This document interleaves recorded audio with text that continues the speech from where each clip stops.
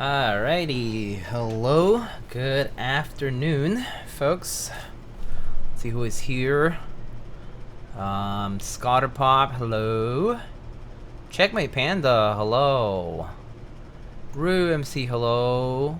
Hola, hola. Avo, hello. Savior, J Richie. Sack, Rutcar, hello. Clownfish, hi. Hubert, welcome. Bloody Easy, Harry, hello. Bull, hi. Oh, happy weekend to you, Bloody Easy. Monster Dude, hello. I spent way too much money on boards this week. I won't recover until 2025. That's crazy.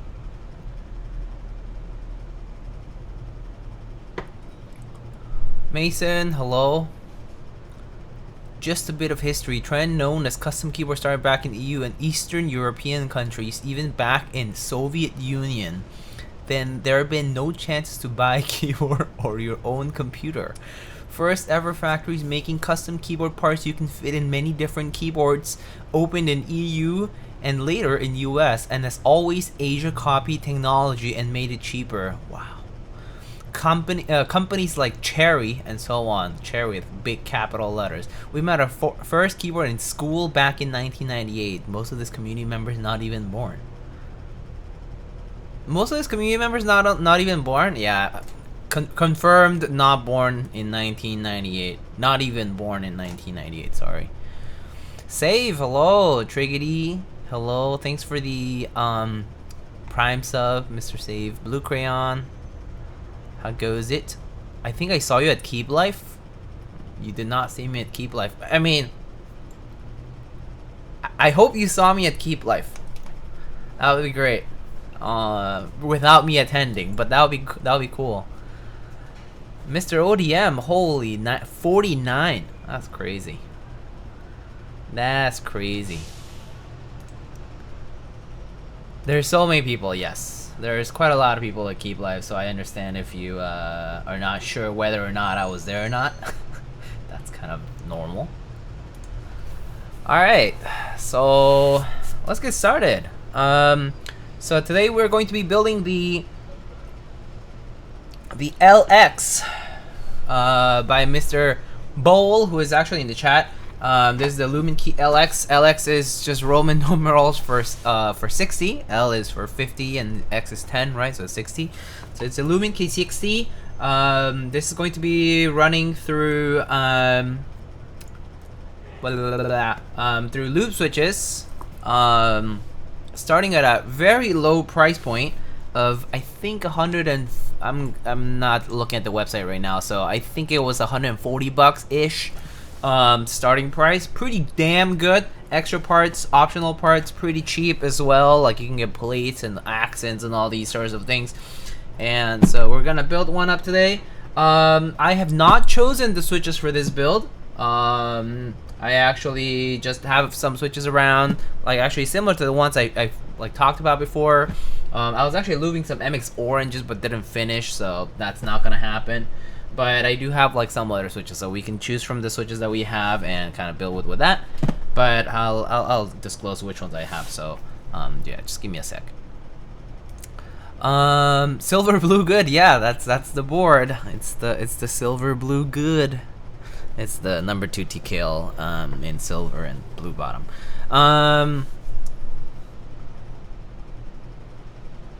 But yeah, I saw Nactam, Matt. Yeah, Matt was definitely a Keep Life, I'm pretty sure. Poggers on the blue alert. Oh yeah, so blue alert. If you have been living under a bowl, I guess. The blue alert round 2 is currently live. It went live last week. Exclamation blue alert if you want more info on that, but it's currently running through novel keys for the North American vendor, for rather the US vendor, Desk Hero, Oblotsky, Prototypist, Z Frontier, Ilum KB, Geonworks, and Daily Clack are the vendors running blue alert. But that's running through the 27th, I believe. 3 weeks. 3 full weeks. And there will be a bunch of artisan collab raffles as well happening. I think there will be one tonight for Art Key. The price for Art Key is kind of high, but I mean, if you can afford it, great. But artisan collabs happening through the month, or even later. Actually, some of the artisan collabs were promised sort of like closer to when the set delivers or before that, because you know makers are busy. But so that's happening. But Blue Alert, yeah, Blue Alert round 2, actually an excellent set for boards like, you know, that are like lighter in color like this, like beige or silver, and gray, etc. But yeah, Blue Alert round 2. Okay, so let's get started. So this is the Luminkey 60. So open up our case over here. Ooh, beige unit. So there are several colors being offered for the Luminkey. I believe there is a silver and orange. There is green wood. There is blackout, cream, and neon. And I believe this is the one that's called cream, which is really a beige match. Actually, if I recall correctly, I saw a... I'm gonna post the link in the chat, but I'm pretty sure I saw a Z Frontier page that had info on this. But basically, Luminkey is offering a few different colors as well. But yeah, the silver orange kind of goes nicely with some sets that might have like grayish and orange like accents. The blackout, of course, pretty obvious. Green wood is sort of like green anno and like this wooden accent. The cream one is actually a unit that matches the GMK U9 and L9 color. So this is the one that we have. It's actually more like a beige rather than just cream. So it's pretty neat because it matches beige quite nicely. So so we'll actually check out how the pieces look. And I like the case here. It kind of has this like Velcro to put this flap down, and then you got all like the accessories over here. So we got the O-ring, we got these O-ring strips that go in the top case, I believe, a manual about the mounting. We got silicone gaskets for the different mounting systems. So these are like the dumbbell mount kind of thing. Got some extra bolts and screws. We got our hot swap 60 PCB. We got our Thok kit. Just kidding. But we got some PE foam pads. If you're into that stuff. I don't know what this is. Looks like a screwdriver. A screwdriver and Allen key if you don't have the hardware for this. Then we got the foam kit. So this will be PE foam, case foam, and plate foam as usual. So you can kind of see it there. And then we got two different plates. We have the polypropylene or PP plate, and then we got the aluminum plate. So I'll actually let chat choose what plate we want to use today. I do believe I was given a disclaimer about one of the prototype plates. So let me check exactly what it was. Here it is. So for the plastic plate, we're gonna be having to do gummy O-ring just because of one of these cutouts that it ended up being a mistake on the prototype units. But you know, you won't have to worry about that specifically for the production. But yeah, so that's the kind of like the only caveat is that if we use the PP plate, we can't really use the other mounting. Or sorry, we can't use the dumbbell mounting. So there's that. Alright, so... Oh, Lube switches, hello. How's it going? Okay, so, mathematical matrix theory.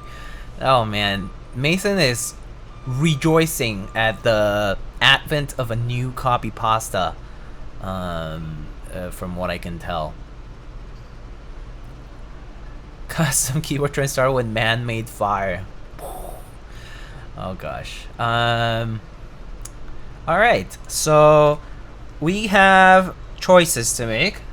First we have choices of switches, and then we have choices of plate. I would suggest making a choice of switches first and then plate, because you probably want to pair the right switches with the right plate sort of thing if you are inclined to do that.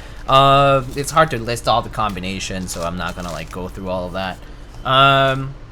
So let's go ahead and make a quick pull for the plate first, and then I can tell you what switch I got here, and we can sort of go from there.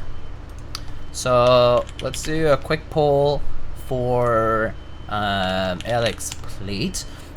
So let's see, alu full plate and polypropylene PP plate. I guess full plate. And I'll let you guys pick. That's just a minute long pull, pretty quick. I'm just gonna open these up just to sort of take a look at them. So we got our alu plate. It's nice silver alu. And then we got a polypropylene plate, which is a very light plastic. So you can sort of see that they look like that. I believe the main change that happens between this mistaken prototype plate and the actual polypropylene plate during the production is that the plastic plate shouldn't really have this leaf spring cutout. It makes it a little too bendy, and so that's why we're not using. We wouldn't be using the dumbbell system, because otherwise it would make it just too flimsy. We would have to go with O-ring if we go with this. So just so you know. Okay, cool. So polypropylene plate it is. Is there a pre-built version of the LX like the other Luminkeys, or is it only bare bones? I actually do not know how to answer that question, because I guess Lube Switches can answer that if they're in the chat. But I'm actually not sure. I think from my perspective, it seems like just bare bones, yes. Only bare bones with an option for HMX Noir switches made by Bouquet Bob and Keyboard Dad. Oh, cool. So you do get the option to get switches. That said, assembling a keyboard isn't hard. At least you do have the option to get hot swap. So I believe there's two different types of hot swap PCBs as well. There is just a regular wired hot swap PCB, which I think is the one I got here. Yep. And there's also the hot swap PCB that will have like tri-mode, which is basically like a wireless. But wow, this is quite the hot swap PCB. We have a hot swap PCB with ANSI layout and ISO layout, I think, yes. We have split left shift, we have step caps lock and regular, we have 7U and 625U as well. We have split right shift, we have split and regular backspace as well, and of course ANSI and ISO enter. So pretty much the comprehensive 60% PCB for layouts, pretty cool. So if you are, if you happen to be in other regions and you want to build it with ISO, you can certainly do that, which is pretty nifty, especially considering hot swap tends to be a little bit more limiting. But it looks like people have figured out workarounds for layout options under hot swap, which is nice. I think that was a bigger limitation earlier on when hot swap PCBs became a thing, but people sort of have figured out the orientation for sockets to fit all these layouts, which is nice. Yeah. 60%. I don't think I can think of anything but the long baguette of last week. That was something, the compensator. Unfortunately, I did have to send out that unit, so I don't have it anymore. Just so you know. Alright, let's check out the board itself now, and then we will do a poll for the switches in just a bit. But let's just check out the board. So this is the board over here. Let me see, just make sure that the focus is good. Okay, I think the autofocus is on.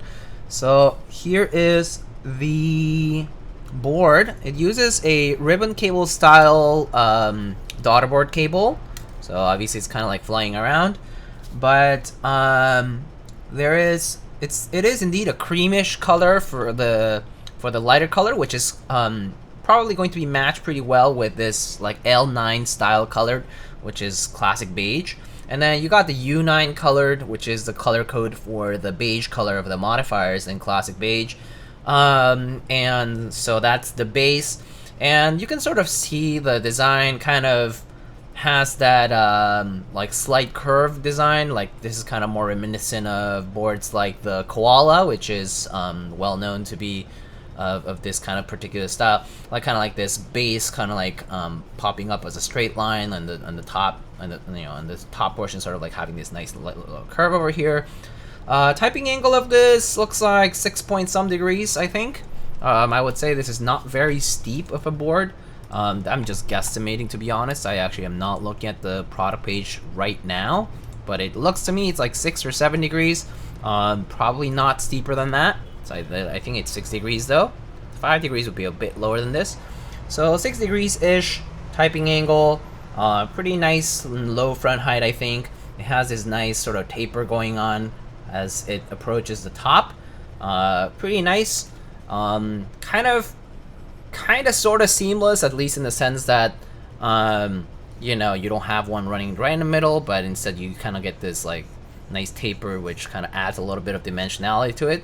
Pretty sweet. You got this bottom piece sort of like peeking up to the back towards the USB port. Nice USB-C port centered over there. And we got the top like this. This is a Luminkey unit. And then this part here that's in beige is actually an accent piece. You can purchase different accent pieces as well. It does have an internal brass weight over here. It does appear to be on the thinner end for a brass weight, and so I don't think it'll make a huge difference in weight, but you know, there is an interior brass weight, which I believe probably would help with some of the sound as well. My Mortal Enemy ribbon cable, yeah. Certainly not a big fan of ribbon cables myself either, but it do be like that. It do be like that. We can actually look if, I mean, so right now I have dye subs, but I think do I have some plastic beige? Okay. Actually, I do have some GMK beige here. So, like, looking at the match, it honestly looks pretty damn good.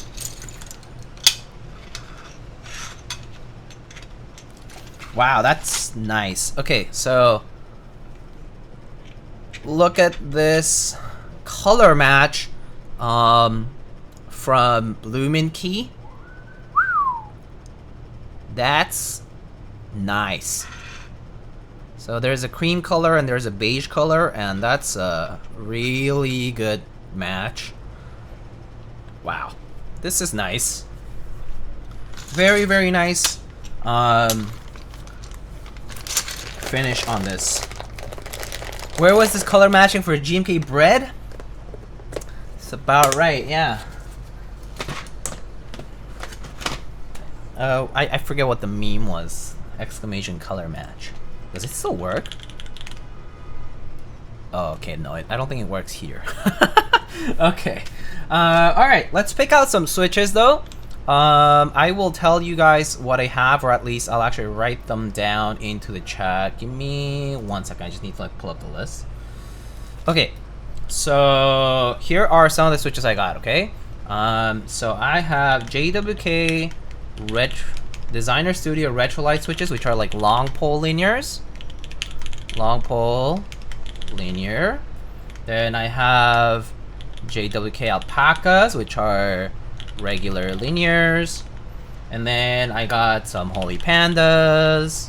I got some JWK Casia, which is those linears that I lubed a while back from Click-Clack.io. These are all lube switches, by the way. I have obviously Cherry MX Blacks. Cherry MX Black, also linear. And then I have, let me see. I do have MX Browns. I can just take them out of a different board. I do have Cherry MX Brown, Tactile.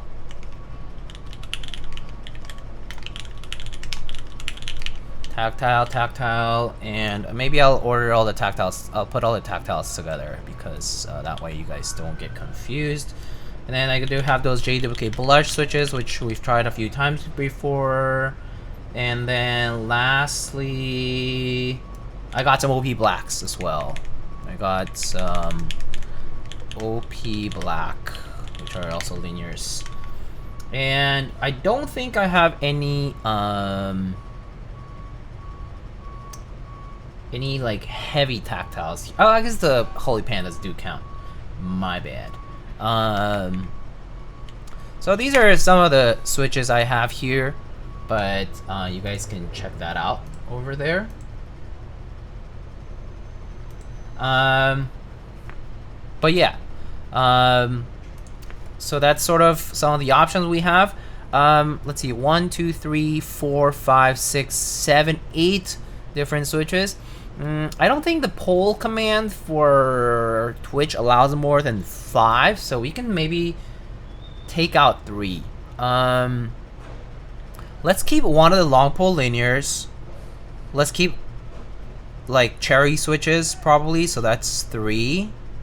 And then maybe I'll keep the Holy Pandas and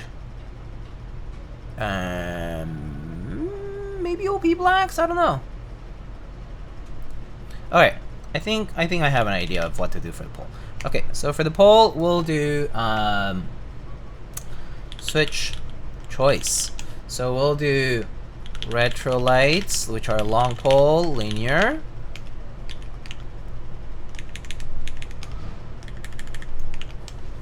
And then I'll say Casia, just linear. Then MX black, linear. MX brown, tactile, and Holy Panda, tactile. Okay, I think that's probably fair for PP plate. So we got two regular linears, 2 different tactiles, and 1 long pole linear switch. I think I have some obscuras too, and I think those just are stock. But yeah. So y'all can choose. I'll let you guys figure that out. And yeah.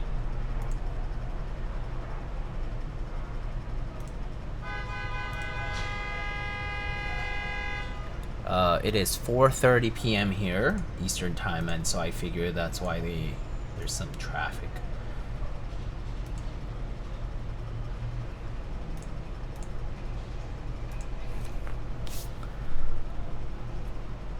Sorry, someone cut me off.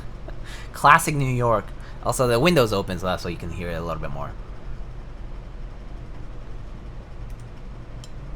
I live like on a block where like there is a entrance coming from one of the bigger roads, and so it's like I think there's like a school nearby, so there's like buses stopping sometimes. Gets a little messy occasionally. Wow, MX Black still winning. It's not surprising for my stream. I have to be honest. I've tried many a time to put it up for a vote, but MX Black truly reigns supreme. I mean, that said, I do think a lot of people in the hobby sort of circulate over many different switches over time, and kind of end up back in the MX Black, MX Brown, sort of like circle. And then someone new comes in and says like, oh, that's so elitist, or what a narrow switch choice, and they like decide not to use any of them, or maybe use it once and they're like, they're nice, but I want to try something new, and they go ahead and do the whole journey. They try Gaterons, they try JWKs, they try Texies, they try HMX switches, they try you know, everything. Okay, they tried those diamond switches or whatever, and then they're like, actually, you know what, I kind of do like that regular linear experience. And the cherry housings do have the kind of unique sound signature, so they kind of come back. So it looks like MX Black is the winner again, so that's not surprising to me at all. Let me go get him. I will be back shortly. Okay, so I'll be back. MX Black is a pretty good reference for sound tone since every board has an MX Black test, I guess. That's kind of true. Also, I'm assuming I'm not the only person building this board in particular, and I would say a lot of people build with other switches too. So if I build with MX Black, there will be other people who build with different switches. Actually, if I weren't the first person to build, and I always tend to, I try my best to look at all the other people's work. So like, let's say a board comes to me and goes to like Alex and Patty or whoever, right? I always try to look to see what other people have used, because that way I don't get to repeat the same exact combo, because, you know, people are tuning into streams to actually check out different options too, right? Not just the one option. And so I try to look and see, but since I'm the first, I kind of get the luxury of choosing whichever way I want. Yes, so yeah, and yeah, no worries, man. I'm aware. All right, I'll be right back.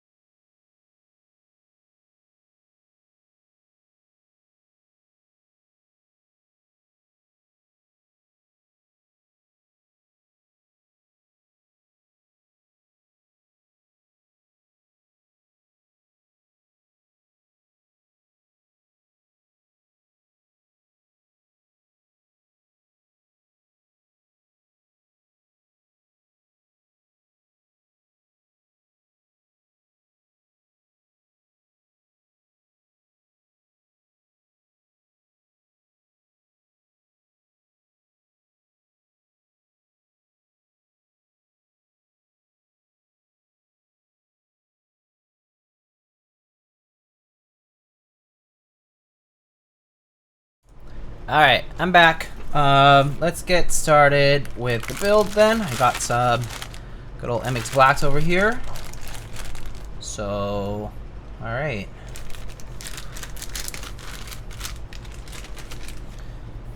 Alright, cool. So, let's just put the board on this side for now. Actually, I'll just test the PCB because why not? Should just work.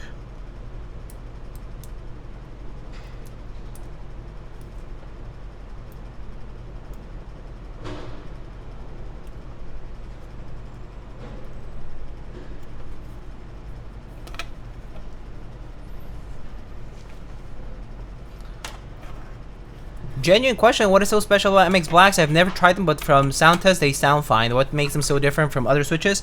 I guess what people like about them is that cherry housings have a very particular sound profile that's pleasing to the ear. People like how it sounds, and it's funny, but a lot of newer switches actually are sort of like improvements in terms of like smoothness, for example, like or like stock quality. Like they'll be nice and like they'll be tighter housings, no films needed. The springs are like the right weight. They're much smoother from the factory and all that. But they a lot of people characterize a lot of other manufacturer switches to be a little bit like plasticky sounding. And so what people like about Cherry is that it has sort of this like clacky sort of like sound signature from like, you know, from just like typing on that. And then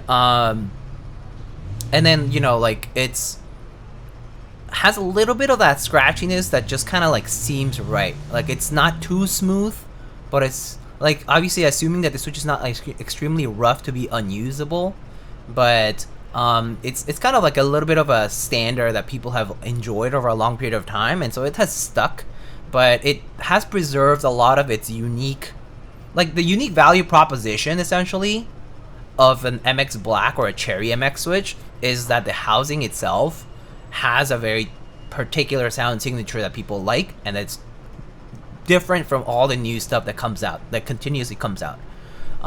So it kind of still distinguishes itself, which is nice. Despite being old, and despite also like not having improvements, actually, like MX switches have had, like Cherry MX switches, sorry, have had marginal improvements over time, like with production, but like you still, generally speaking, will probably want to like open it up. You want to apply like switch films and change the spring to your liking, and lube the switch, right? And so you have to do all this work to make it right, but people still like that, so yeah. And it's also not that expensive, although arguably I think expenses wise, like there are a lot of expensive switches out there too though, or sorry, cheap switches out there too, so there's that. It's a bit of an acquired taste for sure, as Uter says. It just kind of depends on the person. Some people just don't like it, actually. Yeah. I've tried like many different switches. I like Gateron switches a lot. For example, I don't love long pole switches as much because long pole switches have shortened travel, and I'm not like huge about the shortened travel on long pole switches. And so, for example, I don't really use long pole switches that much, right? But I don't mind them, how they sound. Like, they sound pretty nice. But I personally, for example, I don't really use long pole switches much, personally. Okay, cool.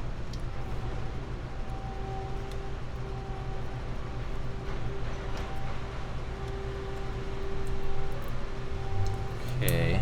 Looks like the PCB is working fine.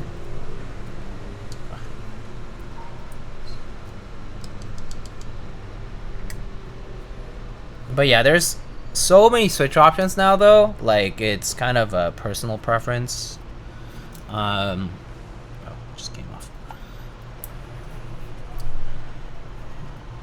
What's your favorite switch and why? So all of that spiel I just gave you, I like MX Blacks. I like MX Reds, I like Cherry MX switches. I like Cherry MX Browns a lot because, you know, like all these tactile switches come out, but not many light tactile switches. And unfortunately, the Cherry MX design has some flaws, at least in my opinion, on the tactile or clicky end, where like the leaf on the switch kind of like has a little bit of noise when the tactility event is like very strong. Kind of like you hear like that little bit of a metallic-y sound, and I don't like that. But in the light tactile, it's not as obvious, although you do need to like mod them sort of like delicately to like kind of get rid of it. But nonetheless, I prefer lighter tactiles anyway. So MX Brown sort of like hold that spot for me because they're just unique in that light tactile event, and still have the benefit of being in the Cherry MX housing. So yeah.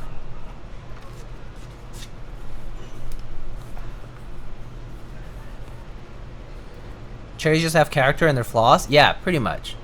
That's really what it is. Just use stock cherry. I can't do stock cherry. Stock cherry, not my thing.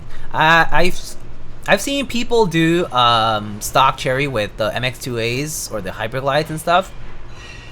Not for me. The spring sucks, first of all, and I guess I just don't really love the bone dry sound of it. I think that's the thing that I don't like about stock MX, is that it's too bone dry sounding, and it just a specific pitch that it has that I don't like. Yeah, so I actually don't love stock switches. Also, Nordhell, hello. Just seems so hard to buy into it if you have to do so much to make it cut. That is true. That's a good point. Okay, so the question is, do we try using foam or nah? I personally think it'll be fine with no foam, just because it is a board that has pretty little space in the interior of the board. It's a low angle, like small space sort of board. I don't think it will need foam to kind of like fill up. So I personally think I would go with no foam as a default, and then if we need it, we can add things like case foam and so on.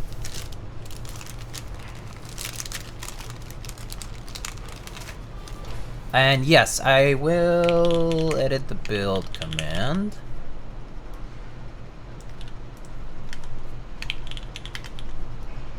So we are building it with, what's the, with cherry mix black switches.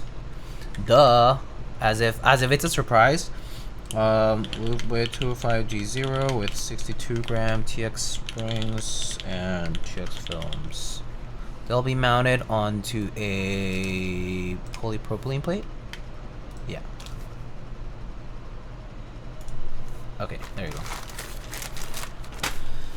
Alright, just in case I might need a plate fork, so I'll take one out here. And then let's get on to the steps. I can certainly tell you the board does not need foam. Okay, sounds good.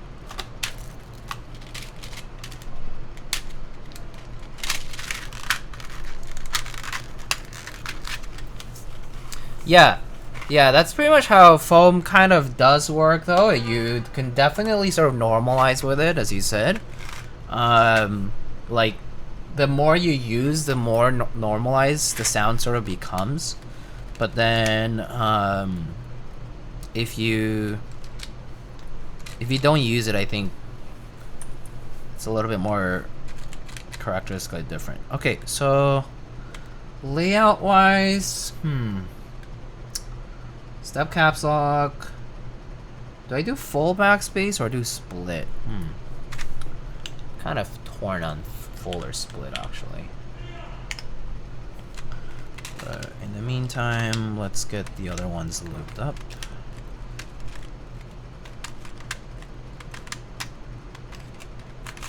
So left shift, enter. Not sure about the backspace yet. Let's do 7U today.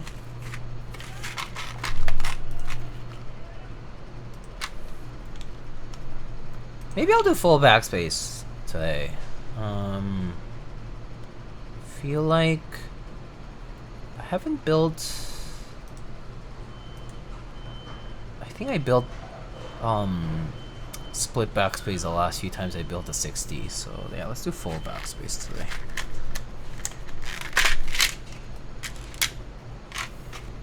So 1, 2, 3.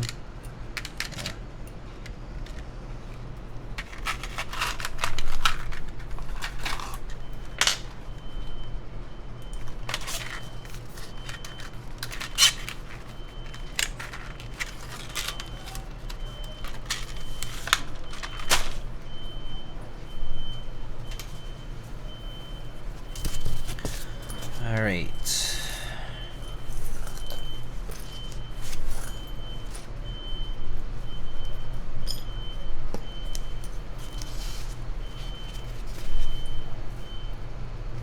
Will you split right shift? Yes, I'll probably split right shift. At least just for practical purposes, I prefer a split right shift for 60%. I don't love it with full right shift. I think for when keyless boards, like with the blocker, even on 60s, full right shift is pretty pleasant looking. But for all the other layouts, I actually don't love it.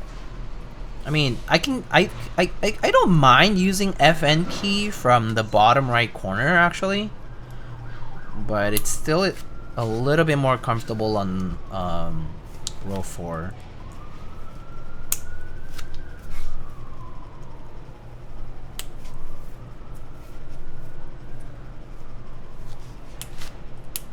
I still want my Polish programmer redeemed regardless, Mr. Streamer. Okay. can try that. I like to split right shift for FRLs. For FRLs, yeah, I would also split right shift for FRLs. Yeah, I would probably do that too, because the main purpose for the FN in that particular case would be the FRO keys, right? Like F1 through F12, and that's right there. So in the main cluster, so yeah, I would also split right shift for FRLs. For the most part, yeah.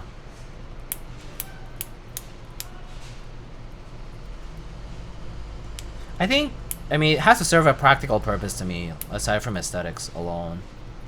Like, I feel like I don't use the FN, like the function layers, all that much outside of like 60s and some 65s.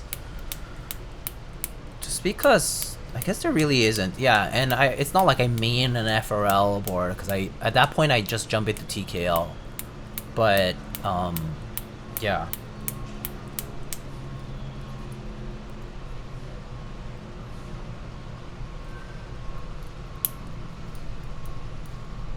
A right shift has no right being so big. I only keep full-size right shift on Luminkey TKLs. Every other time it gets split. Oh, really? Interesting. I split it on 60s. I mean, 65s just by default have their shorter right shift. But TKLs though, I never split it. Aesthetically, it just looks so bad, in my opinion. And also, it doesn't serve that much of a purpose anymore. Like, I already have the FRO on TKL, so and then there's arrow keys right there, so I don't really split it. It really lacks purpose on any of the bigger layouts like that.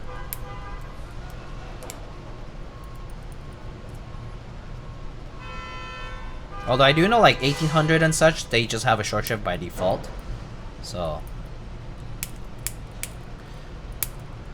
me realizing I use right shift for a singular purpose only, typing question mark. Oh, really? So you use left shift exclusively for every single shift key purpose? Oh, that's interesting. I actually use both. Like, I think it depends on what I am typing that I use right shift or left shift for capitalization or symbols. So I actually end up using different shifts at different times. I don't know which one I use more of though. I'm not 100% sure. I need to like.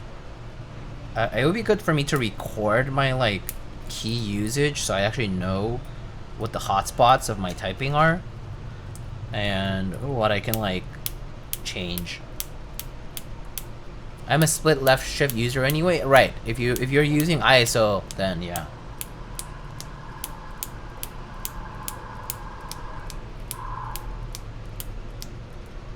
Hello, Jurapika. Hello, how's it going? I believe Shrek is God earlier chose a beige set earlier, so we'll probably go with that.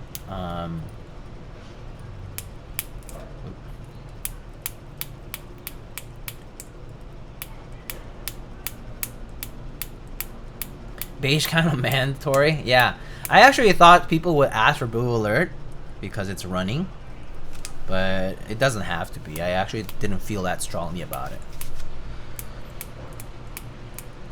I think just a more neutral beige is fine.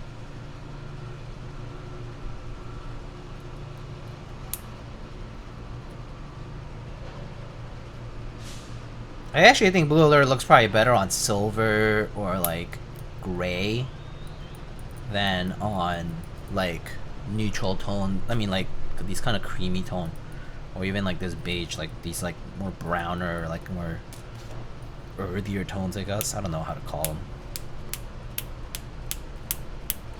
Diego, do you use an HKB layout on all of your boards? Not all, no. It depends. I can kind of draw out how I use my layouts. Give me a sec. So for TKLs, I pretty much just use a TKL. I'll give me 1 sec. I'll bring like a pen and paper. I think that's the easiest way to show.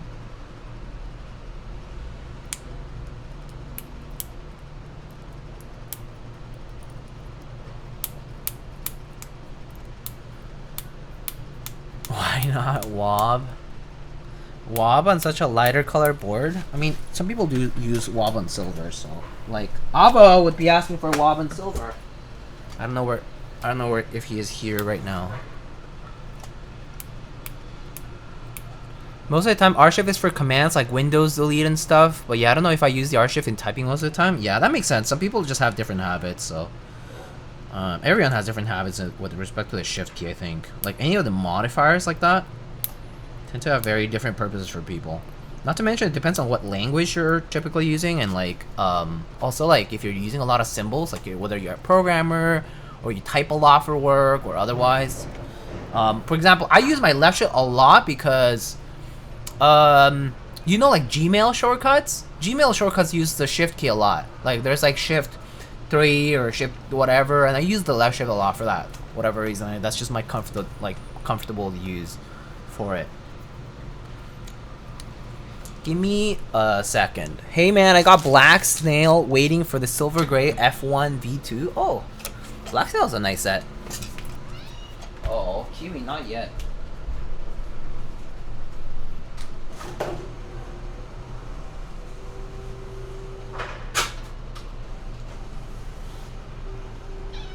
No, it's too early. It's too early.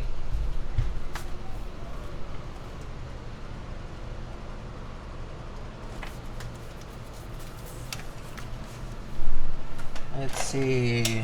So, where's my Sharpie?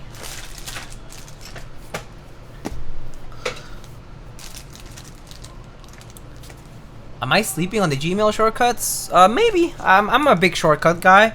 I'm a big keybind shortcut guy. Like on Discord, I use Control K a lot. I almost never navigate through DMs and channels with a mouse. I actually almost never do. I just use Control K, type the server I want to go into, or the channel name I want to go into, or the DM I want to go into.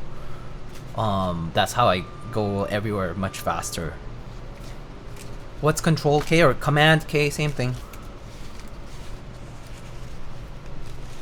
Do you use your right pinky when you type? No, I don't. Well, I use my right pinky for like right shift. But like I don't use my right pinky for like if I'm doing this. I don't hit the back. I actually hit my backspace with right ring finger. Let me think. Yeah, I think I almost always just use my right ring finger for stuff. I mean, I will use my right pinky occasionally for symbols, like here, but it's very rare. Very, very rare. Are you also 2-finger right-hand typer? No, I use 4. I use my index, middle, oh, I guess 3? 3. And, oh, I guess my thumb, because I hit the spacebar with my right thumb, pretty sure. Okay, so layouts, right? Just like real quick. Like, okay, so like TKL, right? So TKL, you have like this, like this, like this, and then this. And then you got like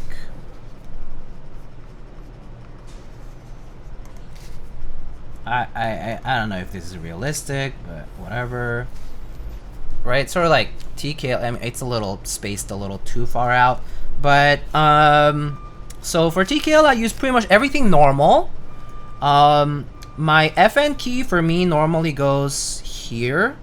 I use scroll lock as my FN normally, and this would be like MO1. And then in my case, if I'm using Win keyless, then this key becomes my left Win key. This becomes my caps lock becomes my left control key, and then everything else stays the same.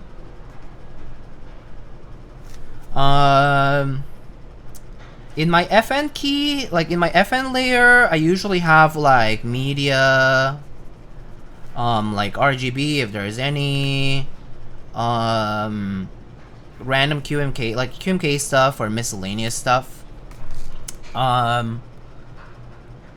Yeah, but almost pretty much like caps as control, like always. Almost, I think, no. Every single keyboard I have has caps control programmed in. In fact, caps lock for me is actually disabled right now. Like I have like a script running in the background that changes all my caps lock entries as left control because I just never use caps lock.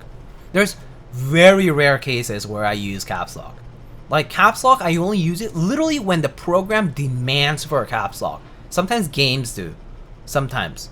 Or sometimes like when you switch between applications, caps lock, that caps lock script doesn't work, so caps lock gets enabled, and sometimes I need to like go back and fiddle with it to disable it or whatever. I almost never use caps lock.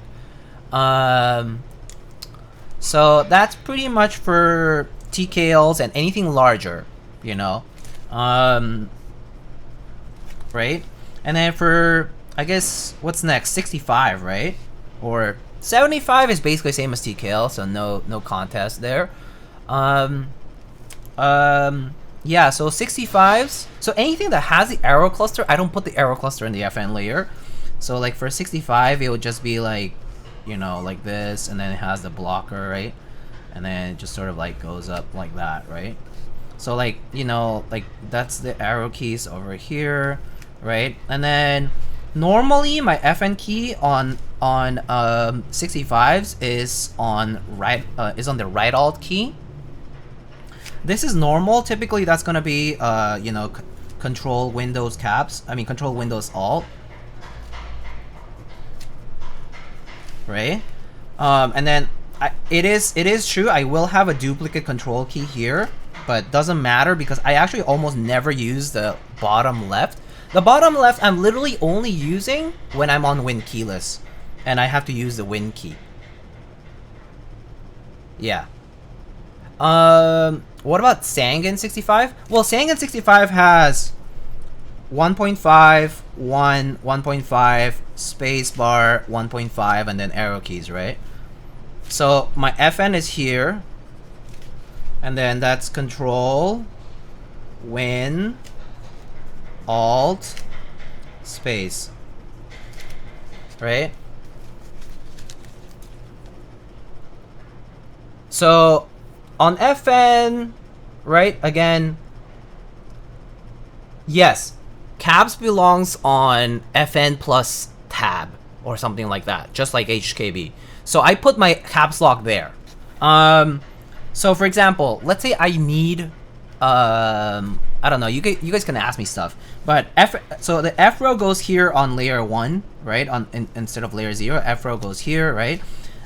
Usually, like I'll do things like on 65%, I'll do things like FN plus backspace is equal to delete. What else? FN plus tab. Normally, I'll put that as caps. I often do FN plus Q, W, and E to be like previous, play, next, and then the ones right below it, so FN plus A, S, and D normally for me are mute, and then volume down, volume up. I think for 65 that's basically it. Oh, I do FN plus P equals print screen because P for print is very easy to remember. I do FN plus right shift on 65s to be equals to right alt because I need right alt. Right alt for me, I need it for other languages. Like if you type in Korean, you need the Hanyang key, which is right alt. So I basically do this. I on a 65 I'll just go like this for right alt. Yeah. And then yeah, of course, like FN plus num row is F row, right? Yeah. Lighting, I just put it on lighting. I will put it on FN plus like the Z, X, Z, V, B, dot dot dot. Usually lighting can go there. That can be RGB. Or QMK stuff. There's quite a lot of space for that. On 60% is a very different story. On 60% I'm following like HHKB style. So 60%, right? Like you have 60% like this. Occasionally, so if it's a win keyless layout, right? Then same thing. Win key here. Control key here. And then if it's a full backspace, then you know this is backspace, and then FN plus backspace is delete, and then and so on and so forth. I have my diamond cluster arrows as like the HKB. I have my F row here on layer 1. I will use the same page up, page down, home, end like HKB, so they go here. Caps over here in tab. That's it. Actually, the main changes I will always make for when keyless. So if when keyless blockers, then you know caps becomes control, and left control becomes left win. If I'm using a Mac, so if Mac, then just swap left, you know, left win and left alt, right? That's it. That's pretty much how I do most of my layouts. It pretty much follows this sort of like scheme for the most part. People wanted to know. But I mean, I pretty much just do whatever seems most logical for me, which is that I tend to remember things if it's like for example, I need a scroll lock. Never really need it, but if scroll lock happens to be enabled, I just put it here. FN plus pause, because pause is never used. I could put scroll lock here, but I don't really use it ever, so I just leave pause there because pause also doesn't do anything. But yeah, I just put it on the FN because I know all the lock things are on my FN layer. So like this will be caps lock, this will be scroll lock, and num lock I rarely need it, but I'll sometimes put it if I happen to have a numpad around. Scroll lock's my Discord mute. Oh, that makes sense. Yeah, that works. That's actually pretty nice. Scroll lock as a Discord mute is pretty ingenious, especially if you have the indicator working for it. That's actually super smart. So that's actually an excellent suggestion. I would argue. Did I put my 2.5? Oh, it's over here. Wow, I've been running suboptimal layers out of sheer laziness. I mean, for me, I adjust the layers on the fly as they seem comfortable. But now that I've been using keyboards for a while, like custom keyboards for a while, I've like developed preferences for slight tweaks on like HHKB style for 60s, slight tweaks for like win keyless TKL and things like that. But yeah, bigger layouts don't usually warrant a fix per se. I don't like having, for example, media keys on my main layer, because the reason is because it bothers me to no end that if I accidentally press something on the main layer, it's going to be like messing up with the media. Like for me, like media keys on the main layer is just super annoying. So actually that's why, for example, I don't use keyboards with a knob, because I don't need volume control on a knob. Isn't having arrows on the same side as FN annoying though for 60%? No. Like, imagine this were my FN key. Like, HHKB is just this. The arrow keys are this. Like, FN key would be here, like on the right shift, right? Like on, you know, it's short shift and then FN. It'll be like here. Up, left, right, down. That's HKB style arrows.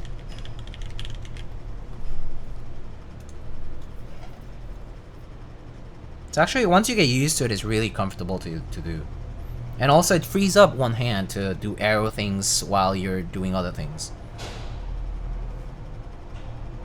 Some people use IJKL, some people use Vim, some people use WASD, FN plus WASD for arrows a lot. Kind of like from the old poker. Or I think like the N Pro, I think has that too. I forget.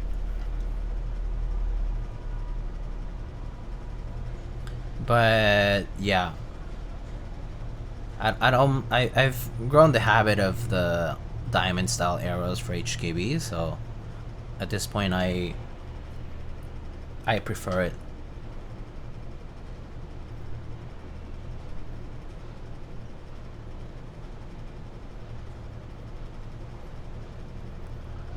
Velsomnia, hello, thanks for the Prime sub. I use mod tab for arrows on 60. Oh yeah, mod tab is not bad.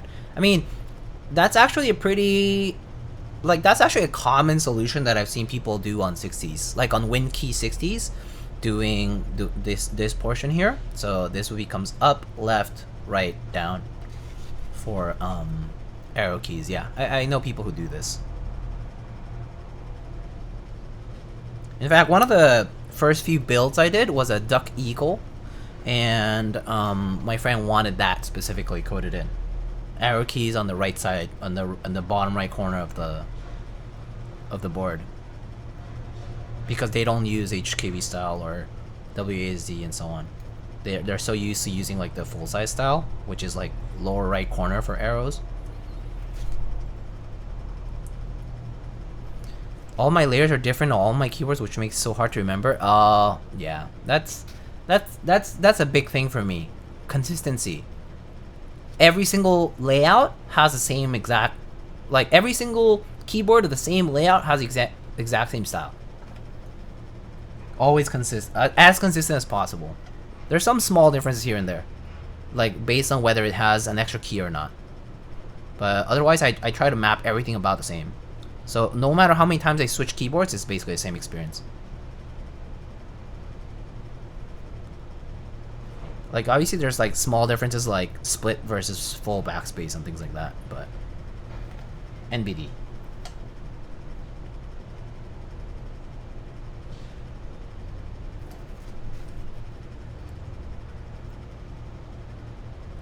Yeah, once you do that, it's so easy to transition between boards. So easy.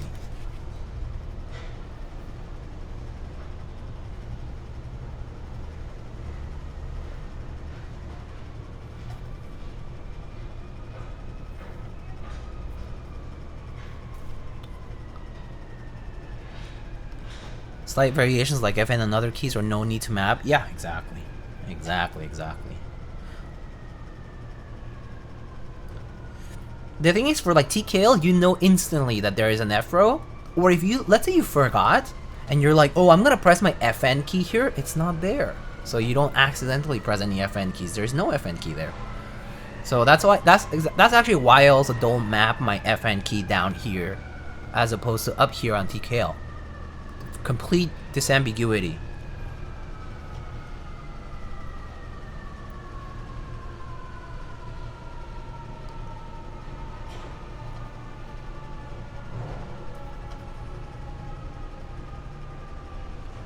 Just tuning in for a sec. Any chance you could hold up the keyword again real quick to see? Yeah, sure. Here you go. It's pretty light, so easy to do with one hand here. So this is the Luminkey 60 in beige, cream beige.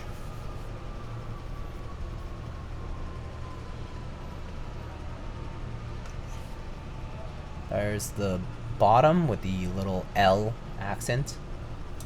There's the back. And there's kiwis meowing.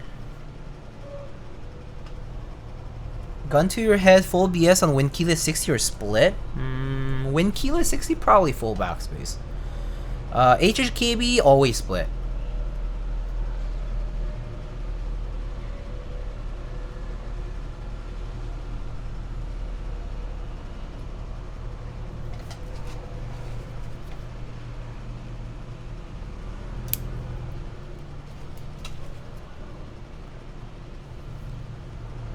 So used to split backs, all my boards have it. I type a lot of backslash on my laptop. That happens to me, yeah, for sure. I adjust pretty fast to it, to the change between full and split, but the thing is, because for me, it would bother me to no end if this became backspace here, because the aesthetics and the impracticality of having an extra key whose purpose you've already filled on the board. Arrow keys are the main reason I can't get Winkey 60. That's fair, but that's exactly why for me, getting used to the HKB style layout. HKB 60 is the same as Winkey 60. Is the exact same. Both are missing 2 keys in the bottom row, and everything else you can, assuming that your PCB and plate supports it, you can adjust to your liking, right? Step caps or normal caps on HKB? Ooh, that's a contentious one. So I'll be frank with you. I much prefer step caps as like it's a looker for me. For me, step caps is an aesthetic thing. It's actually not a... Nothing about step caps for me is an ergonomic matter. Nothing. I don't care about it. I don't care about the ergonomics of having a caps lock or a control key that's a little bit off to the side. Don't care. I pretty much press the middle of whatever surface is there, so it's fine. So I prefer step caps lock on an aesthetic standpoint, but I know that for Topre, you have to have a full touch key. So full touch on Topre and stepped always on MX is my choice.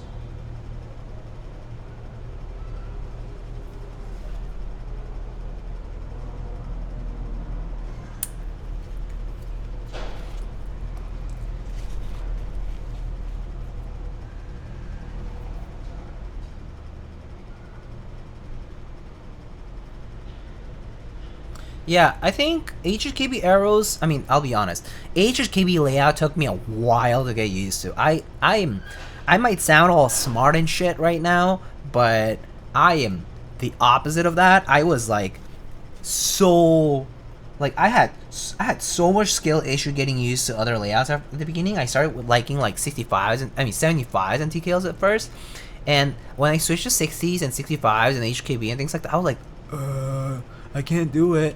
And then I bought an HKB at the very beginning when I started the hobby, and it took me months to get used to it fully. But once I did, though, I couldn't go back. Nothing was the same anymore. Like, once I did, like, everything had caps as control, HKB arrows on every of the 60% I had. Yeah. So I think the changes, the muscle memory there is kind of worth it in my opinion, but some people I'm sure will beg to differ because it's a very personal preference thing. Gotta hop, you're the best, I love y'all. Oh, take it easy. Besides HKB, are there any Topre or easy boards you would recommend? Honestly, none of the boards that are out there in terms of Topre, like Real Force or Leopold, they're all great keyboards. I personally don't purchase, for example, the 980C and the 660C are 2 boards I have not purchased personally because I don't need them.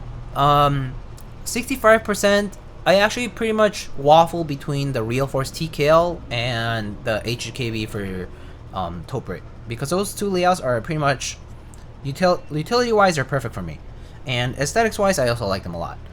The 660 is nice, like, because it has that 2 key cluster, nice for artisans, of course, like nice to display something cool there, but also nice because, like, if you do page up, page down a lot, it's right there, it's separate cluster and all that. It's a nice 65% layout. They're both pretty nice boards, like the Leopold boards. Granted, I think almost all Topre boards probably will warrant having some kind of modification. Like, I do think a lot of the recent HKBs are pretty good. Like, they come out pretty nice from the factory with nice stabs and all that. But I think once you go into the world of like lubed and modded Topre, it's very hard to get out of that mentality. And so personally, I always end up modding them. but yeah, I think for Topre, like for me, HKB and Real Force TKL are the two boards I would use. But I haven't bought the others just because I don't really need them. Not having to move your right hand to arrows feels so much better. Nah, that's fair. Yeah, I mean, my favorite layout is actually 60% for utility. Like, it's perfect. I can do everything I need to do on a 60%. And the reason I switched to TKL or any larger layouts is purely for aesthetics reasons, or maybe like for utility wise, like maybe it would be like a game or something like that. Like it just needs FRO, or a program needs FRO, or whatever it is, right? But I can technically accomplish all of that on a 60%, so it's not mandatory.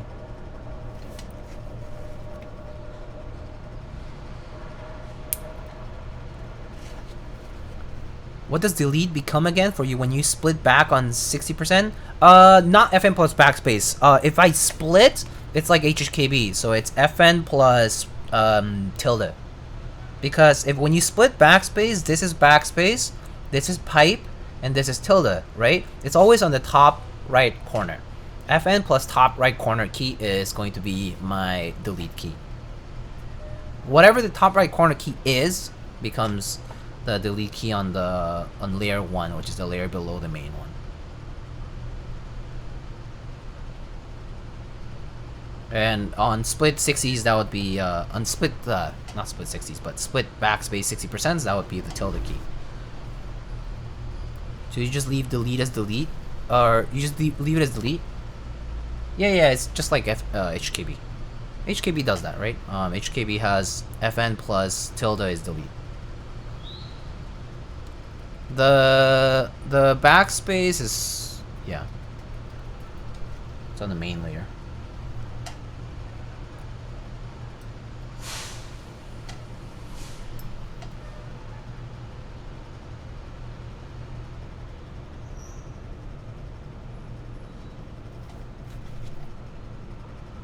Cobra, what's up?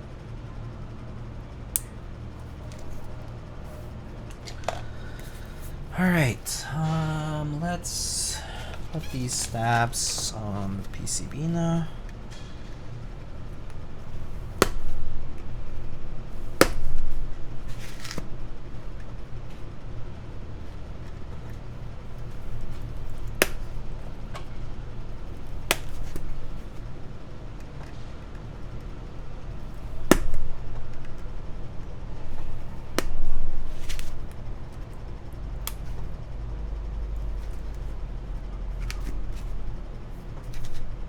Have a heck of a time getting used to HKB once the Lily comes in.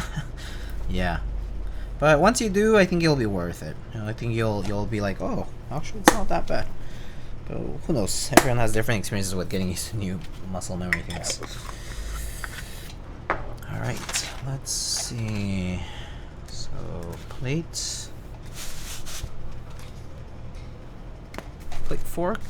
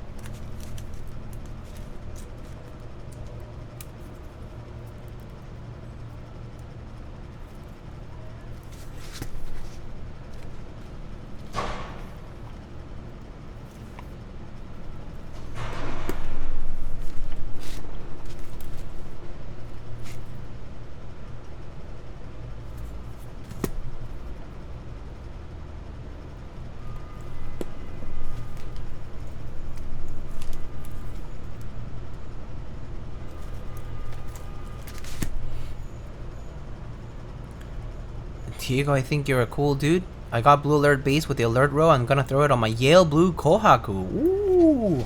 I just want to then retire from the hobby. Congrats. And also, congrats on retirement. That's the goal. That should be the goal. It's to get the thing that you like that you will use forever and then call it quits.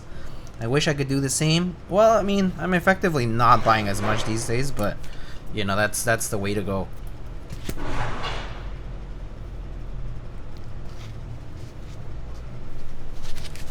That's gonna look sweet. Hopefully you'll like it. The real hobby is the friends we made along the way. That's kind of true. That's true. It is nice to know that, nice to know all these people from so many places.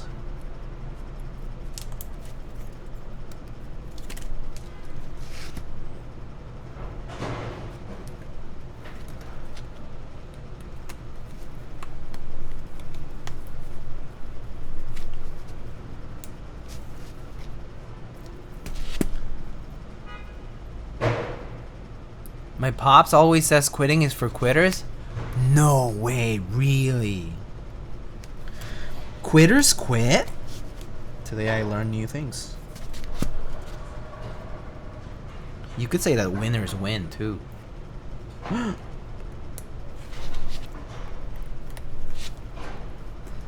The real hobby is being the hobby for long enough till you see a pic from Kupo. A pic from Kupo meaning a pic of Kupo or a pic from Kupo. Very different. From and of, very different. Will we ever see a pic of Kupo? I don't know about that. I would know about that, fam. It's a tough prospects over there. Why are the Y and Z inverted on your TKL? So this particular key set is based on the Czech layout, and they used they use a layout that's borrowed from the German layout, which is the quartz layout instead of QWERTY. And in the German layout, the Y is in that position and the Z is in that position. They're swapped.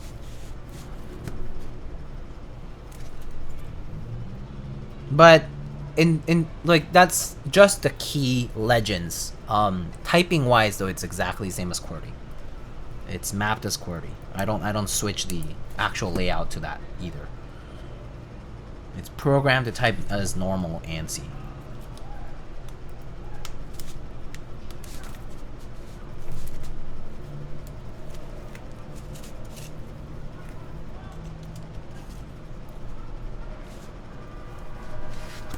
Do you think weight is important on keyboard? If you're talking about weight in terms of how much something weighs, like grams, no, I don't think so. Not too much.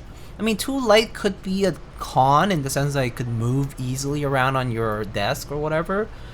But like a internal weight, for example, like an internal weight or an external weight, right? Like a weight, like a piece of metal or whatever to introduce weight into the board. They can have a difference. They can make a board, for example, sound less hollow or make a board sound different. So they will change the way a board will sound because they're effectively modifying the cavity of, you know, of where the assembly goes. The constitution of that particular keyboard case. And so, yeah, I think they're important. They play different roles, but they're important for sure. But as far as like sheer weight, in terms of how much it weighs, like on a scale, no, not really. I don't really care that much for it.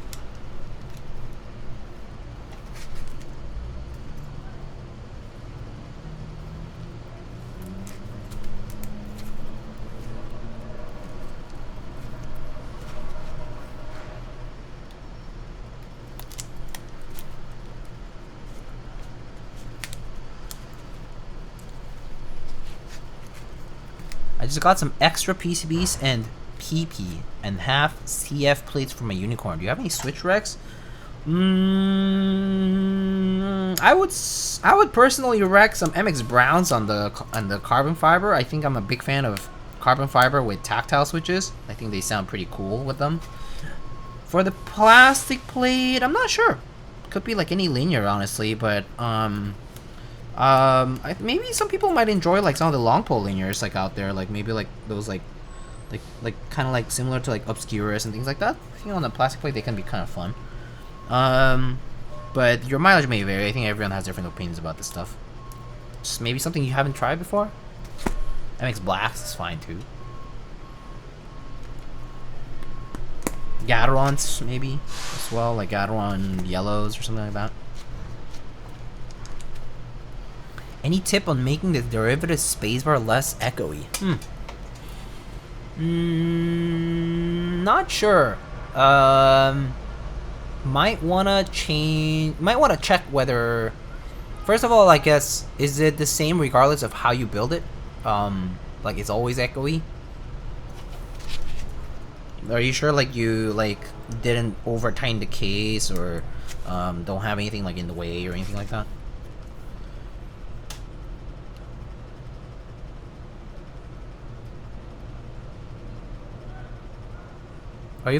Are full KS3 Gateron yellows similar to MX Blacks? No. I would say almost no switch is similar to MX Blacks per se other than themselves. That's kind of like my personal take on Cherry MX switches. Like, they don't really have similar switches out there.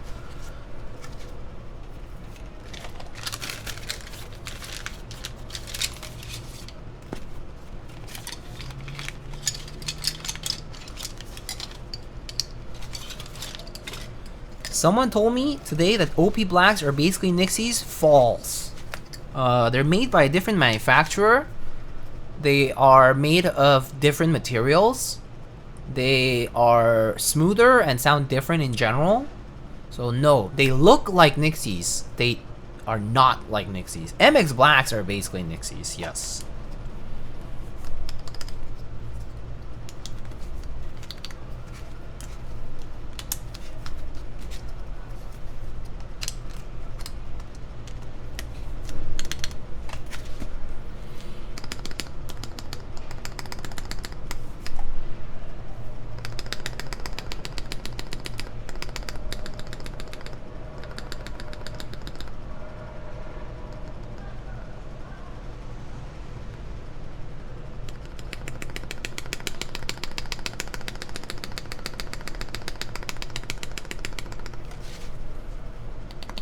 So while they can keep the secret formula for years, I mean, you know, secrets of the trade. That's normal. Any company does that. Companies protect their IP.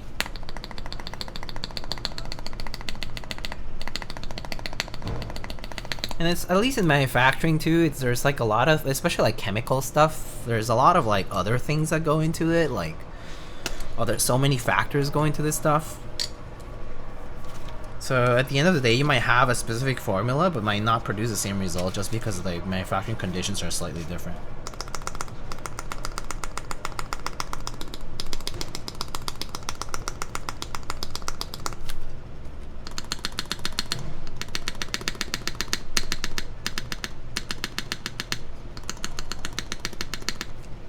Okay, sounds fine to me.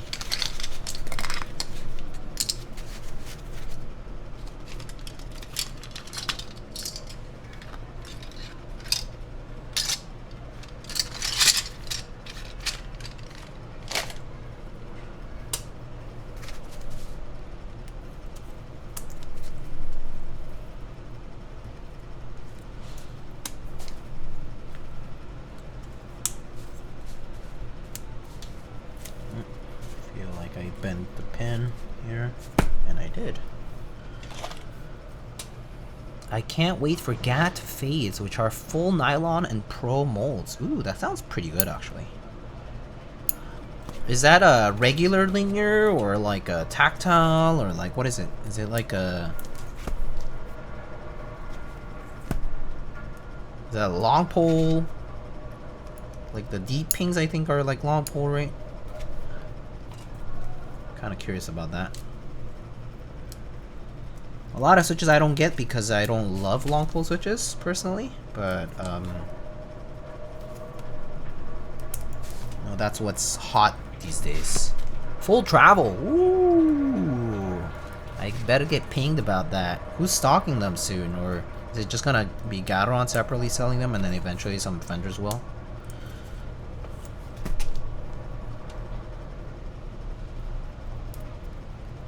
Hey, Max, hello. doing alright. Just bought in. Nice. Thank you for the support. There are normal travel versions of the deep pings. They're great. Oh, really? Oh, I should try. I haven't tried. I've heard very good things about the deep ping switches, but I never bought any, so I should probably get some.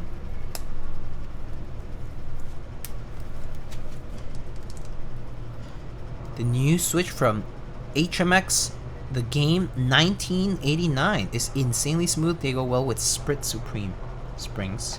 Huh, neat.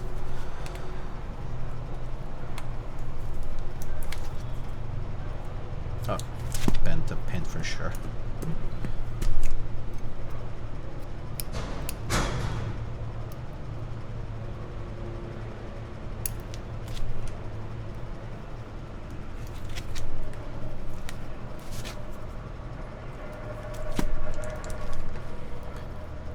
You should try it once? Yeah.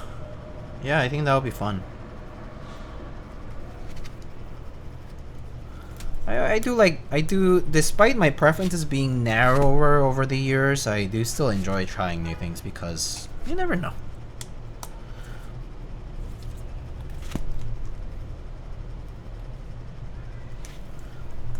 Don't get me wrong, I actually do have boards with like long pole switches and stuff. Just feel like I use them a little less just because they are. You have a favorite fixed HKB layout board? The Falcon? Falcon's a good one. I like the Thermal a lot, personally. I know it's kind of a board that not everybody loves, but I actually really like it, both aesthetically speaking and just like the way it feels. The Lily was a really nice experience when I got to build that and use it. The Arc 60, I think I got to try a. I think that one is not fixed HKV, but it did have HKV versions, and that was really good.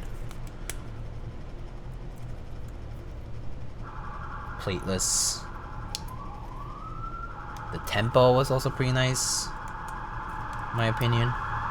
The mode tempo. Really like the Thermal. Miss it? Yeah, it's such a unique look to it. The Thermal, it's just one of those boards. Just kind of hits different because it looks so cool. Upcoming Nux Rose Sebas seems very nice. Yeah, I like the color options on that one, the Nux Rose board. I do like when people experiment with new colors, new materials. It's always fun. Never gone to use good cherry switches. The only Nixies and MX Blacks I bought were pre-modded and inconsistent. Does any vendor sell lube broken in cherries? There's like a bunch of people who sell lube switches, huh? I mean, obviously there's like lube switches. There's also like Custom Keys Co. I think Nathan Teja gets his a bunch of his switches from there. I don't know if there is lube services from like R&D, the guys who do all the broken in switches. Also, I think they might have lube switches, but I'm not sure. Just don't really check like people's inventory to make to like be sure that they do, but they might. I remember, I think I saw one time Divinity had some, but I think that's like a limited supply sort of thing. R&D does broken in only. Ah, okay, that's too bad. But I guess that makes sense. It will be a lot to kind of get into.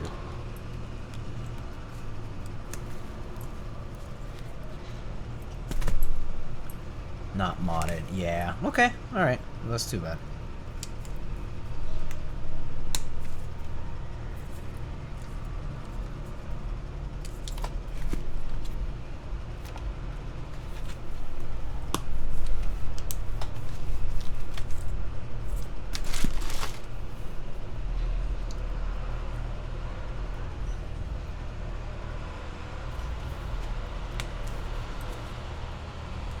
Are vintage MX Black switches different from the MX2A one much?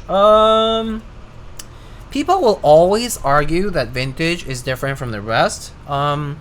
I honestly think it always also depends on like the batch when it comes to switches, any switches, because like the freshness of the mold at the time of making might matter. How, like, for example, smooth the switch is. Also, the appeal of vintage MX Black is that they're used and well broken in, essentially. Like, they're smooth because of heavy use. Some people will argue that it's fine to use new old stock. I personally have used a lot of new old stock vintage MX Blacks, quote unquote vintage MX Blacks. Okay, Kiwi, not almost there, but soon. And like it will it'll be good. It'll be pretty smooth. But I do think it might just have to do with the batch. Like it was maybe just, you know, it's not just new old stock, but it's also like fresh out of the mold, and like the mold wasn't used much when they were making these at the time, right? So yeah, I've heard of like kind of like switch quality deteriorating just because the mold's probably like used up, and you don't really control that. Like you just buy a batch of switches and you hope that it's good. I think for cherry especially, that's gonna be a bit more so the case. So if it were me, I personally think like the current iteration of Cherry MX is pretty damn good, and I personally wouldn't pursue vintage nearly as much, but some people love that chase and love the idea of having vintage, so that's totally okay. Like, it's just expensive to do it now as well, because you have to like chase specific things. It's expensive, but it could be worthwhile for you. I know.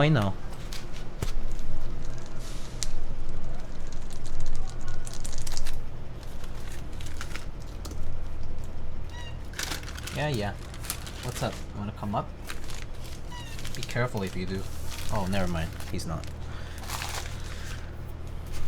Alright, so that's done. Alright, let's open up the case first.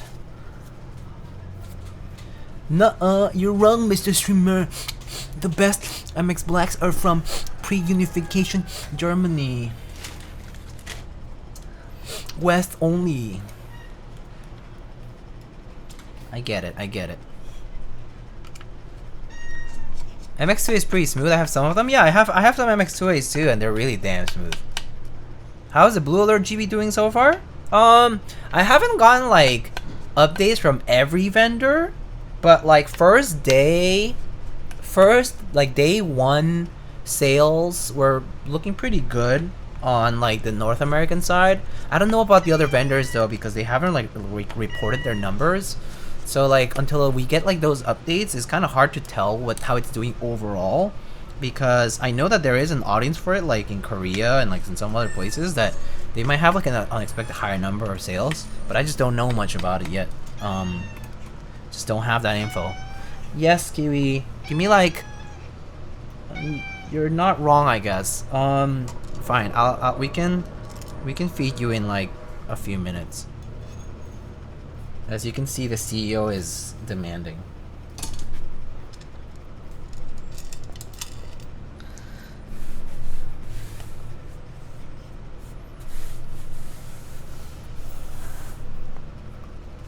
Is he hungry? Yeah, it's close to his meal time, so he gets baggy.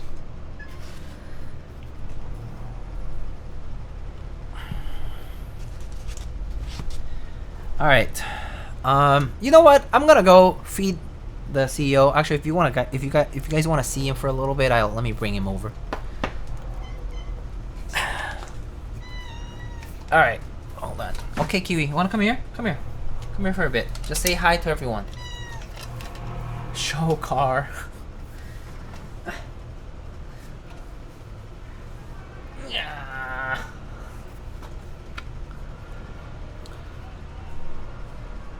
Let's see. Hello. Say hi to everyone. You're hungry, right? Kiwi's hungry. Aw. He's like, feed me now. Feed me now. Feed me now. I'm hungry. Feed me. Feed me. Ah! He rubs his face all over. Oh, what a cute. Cute.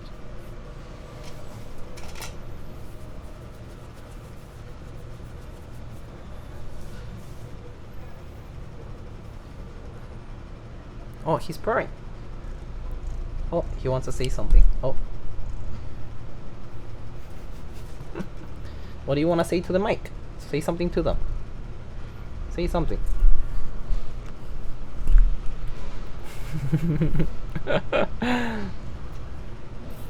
Okay.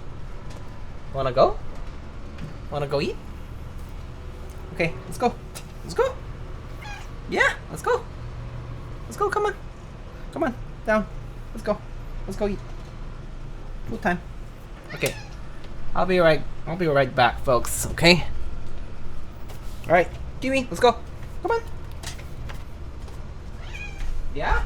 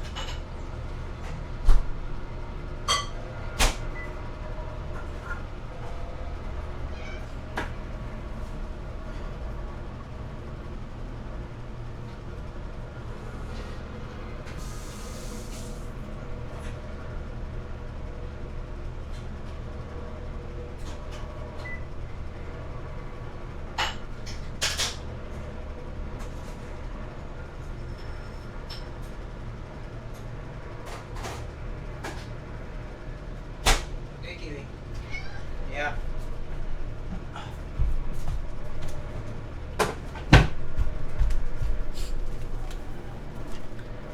Alright. We back. Alright. Sorry for the interruption. The CEO got hungry.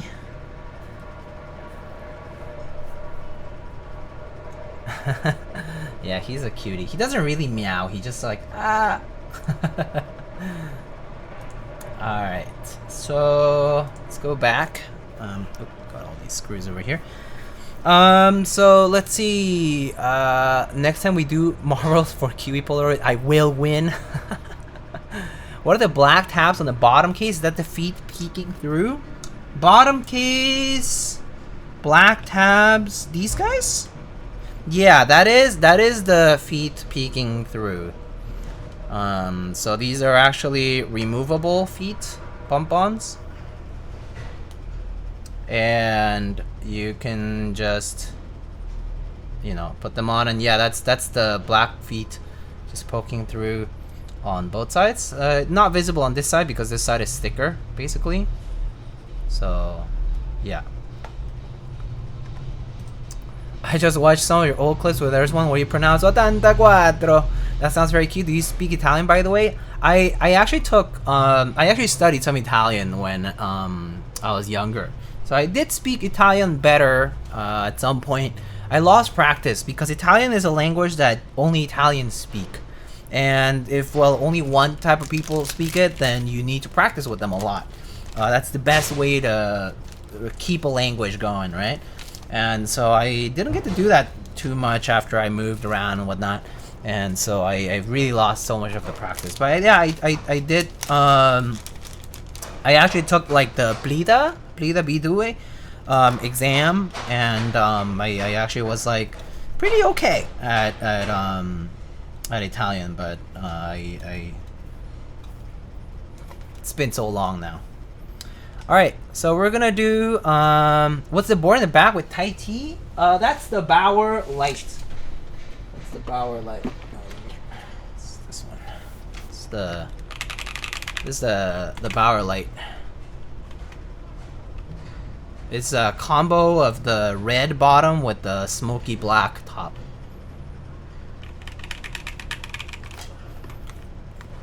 And it has the nice PVT tight tee.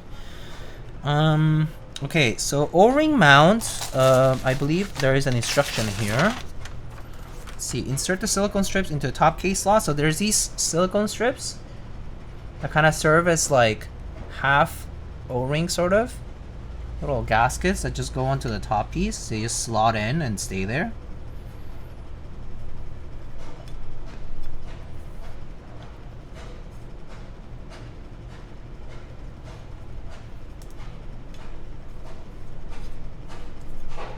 Is there any other language that you can speak? I speak Spanish, I speak English, and I speak Korean. Those are the 3 main languages that I currently would say I speak. And then, as I said, I did take some Italian. I tried learning French at one point. Just didn't have time or exposure for it, so don't really consider myself to be able to speak it at all. And I've wanted to learn other languages, but just, yeah, haven't really put myself into it. I want to learn like Mandarin or Cantonese, but it's pretty difficult. So, but maybe one day I'll put more time into it and learn some more. Okay, install the O-ring. So this is the O-ring.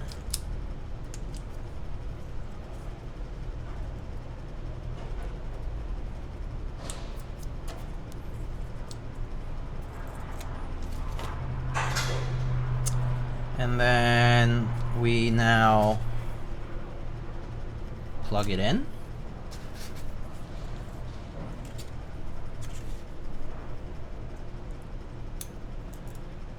Uses a ribbon cable.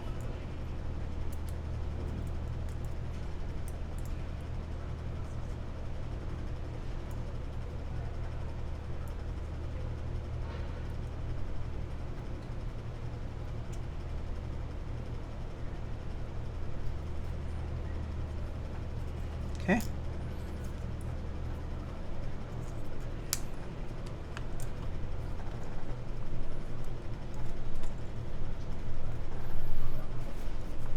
Goes right on top. So you learn Italian, Spanish, and Korean at the same time? That would be amazing.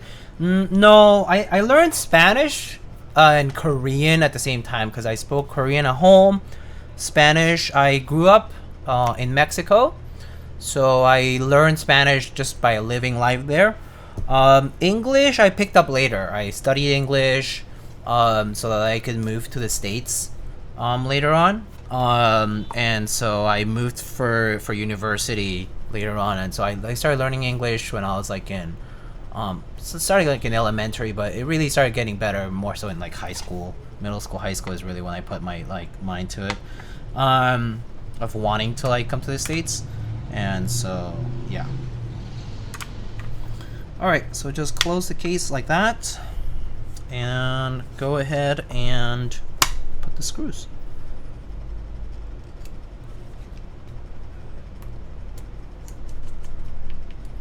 Your English is good for a second or third language. I did have a thicker accent. When I was like in college, I had a much thicker accent than I do now. Or than I did, I guess. I don't really have much of an accent now. But I did have an accent when I was like in college, and in high school, I guess. But I did my best to like get rid of it, because I would force my friends to talk to me in English a lot. Because they were like some of my friends like were like fluent in English because they just like learned it really early, and I was very lucky to be friends with them, and so I kind of was like, hey, can you like talk to me in English a lot, because like I want to like get past like some of the typical speaking language barriers, and the best way to learn the language at the end of the day is to just use it a lot, like be forced to use it all the time to adjust. And so I was pretty lucky to have people around me who were very good about that. What language do you count in?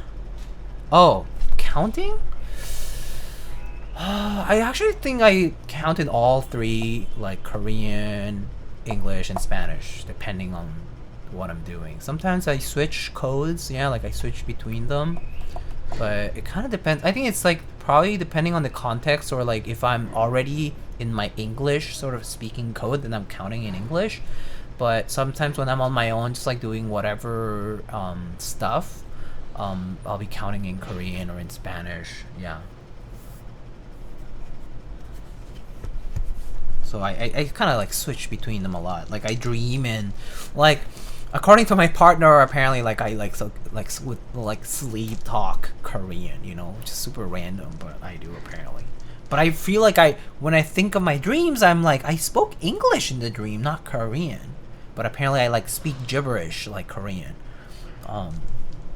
Like sleep talk or something like that, you know, like random things like that. So I like seem to switch codes a lot, but don't really know why or if there's a particular science around it. Just kind of happens, yeah. All right, let's go get that set. So actually, Mr. Shrek is God asked for a key set earlier. Where's my dashboard? Here.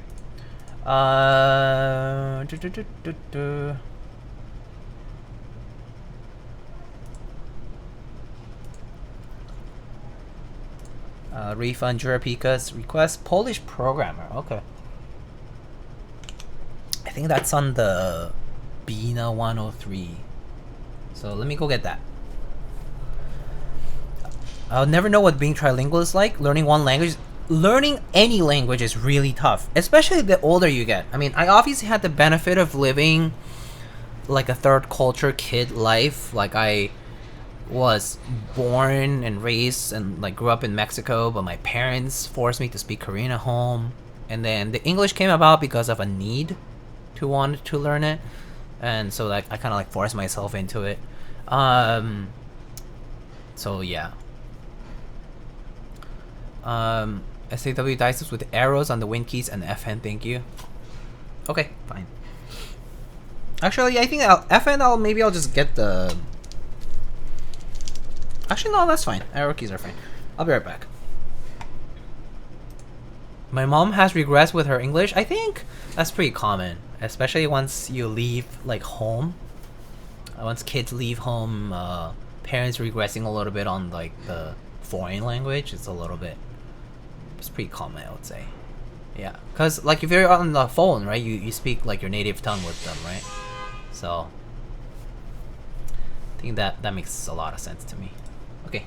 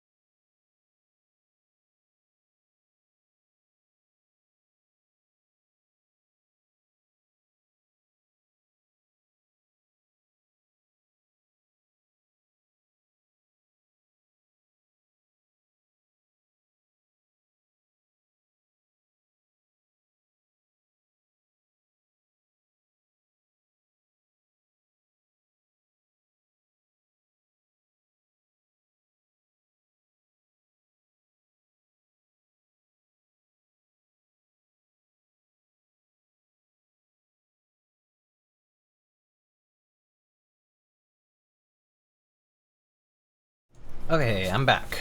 So let's put on these caps. I got the Bina 103 here, where I'm gonna get the caps from. I built this a while back. There's a build stream for it a long time ago. So let me get my keycap puller.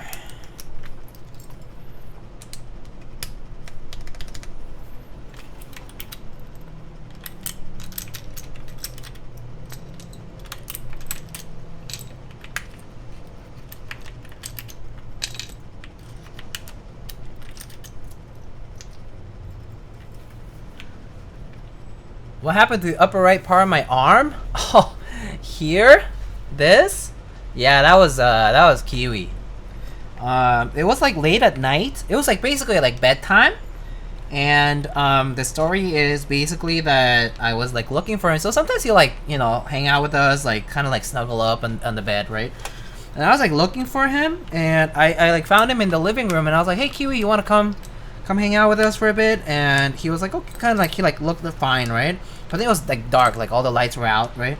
Cause like it was already lights out, and then I like grabbed him. Turns out he didn't want to be grabbed. So I like let him down, and then he like yelled at me. He like got mad at me. He was like, ah, and I was like, and he just like bit me. I was like, what the hell? And he just like was like, ah. I was like, okay.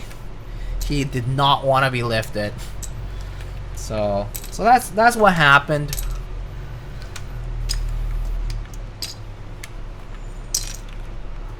So cute, yes, so vicious. Yeah, that's just how it goes with cats. It just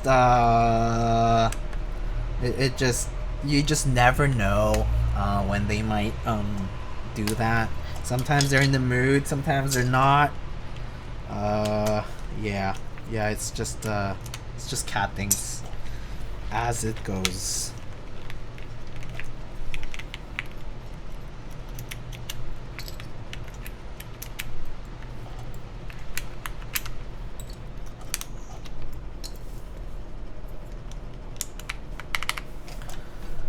Orange cat is known to behave wildly, I believe. Yeah, people say this, right? So, orange cat behavior might be the right thing to attribute it to, but I don't know. I mean, hard to say what it was, but he just wasn't in the mood, that's all.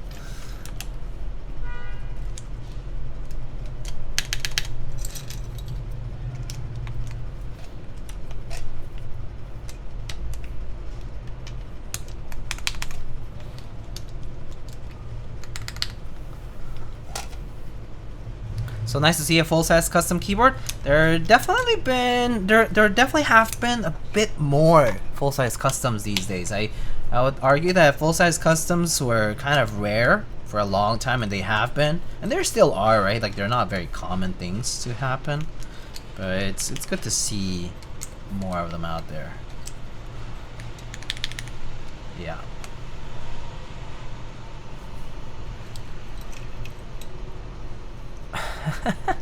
Got clawed and bit by my cat when I tried to put a cone on her after getting her spayed. Lesson learned. Yeah, I mean, they're already stressed out from the vet and whatever. I remember the last time he went to the vet, he was miserable. He hates going out in general. He hates people outside of like his trusted people, and so that's just the way it goes.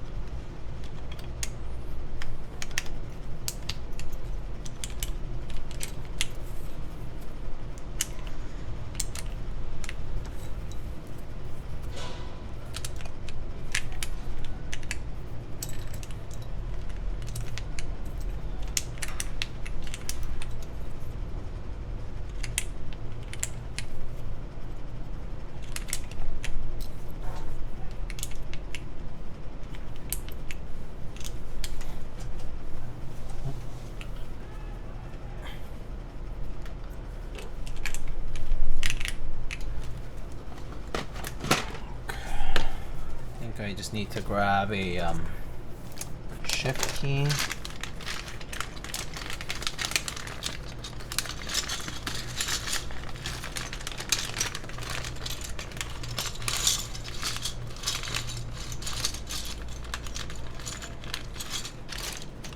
Oh no, wait, this won't do it.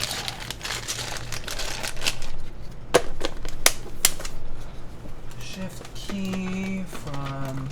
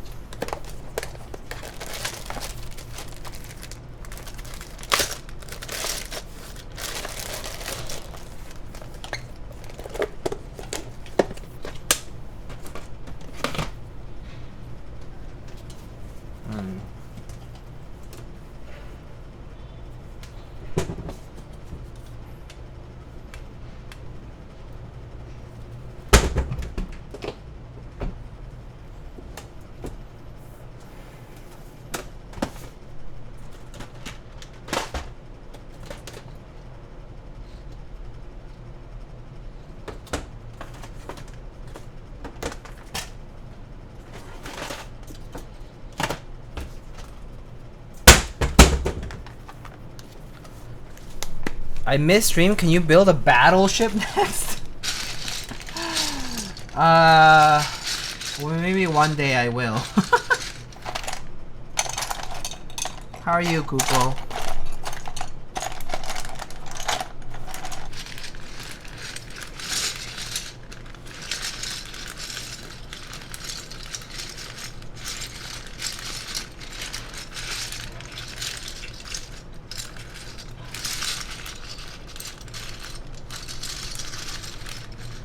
Doing well, a little tired, yeah? What's new? I need to find a short shirt and I'm having a hard time finding one. Oh, there. Okay. Just had McDonald's Sprite and now I can't stop my heart at will. Nice. Sweet. Exactly what you needed, right?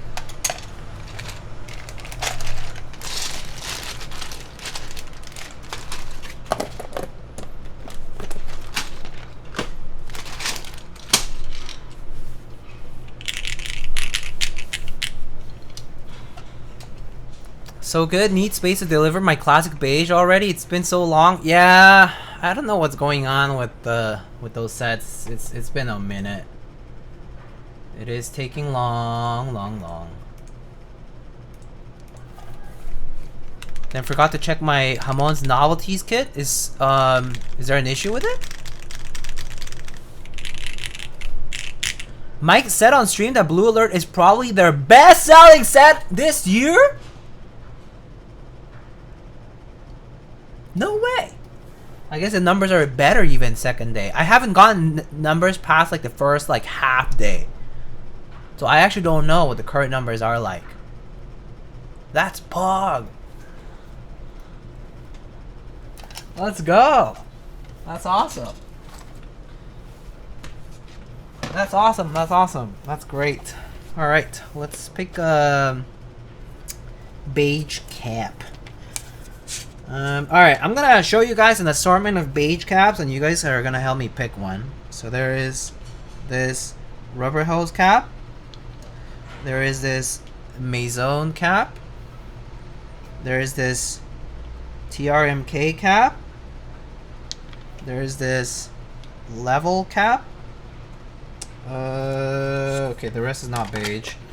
I have some beige here. I have this Mastodon cap, and I guess I have another rubber hose cap, but that works. Oh, and I have a Bogan cap.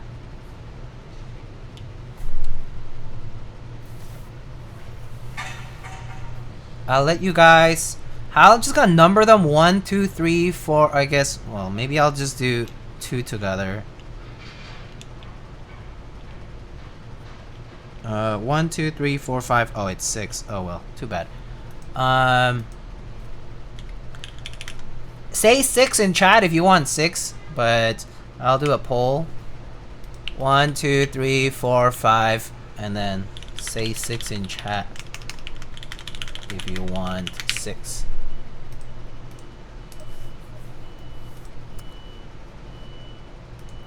It's for the artisan. 1, 2, 3, 4, 5, and then 6. You have to vote in the poll if you want it. Poll's right there. Or, actually, is it right there? Yeah, it's right there. If you want to see it up close, let me get it on the... Here. Vote! Vote! Vote! Vote! Vote!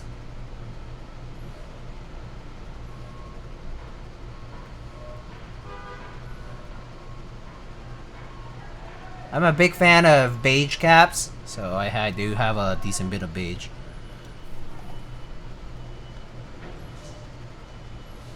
Oh, oh, come on!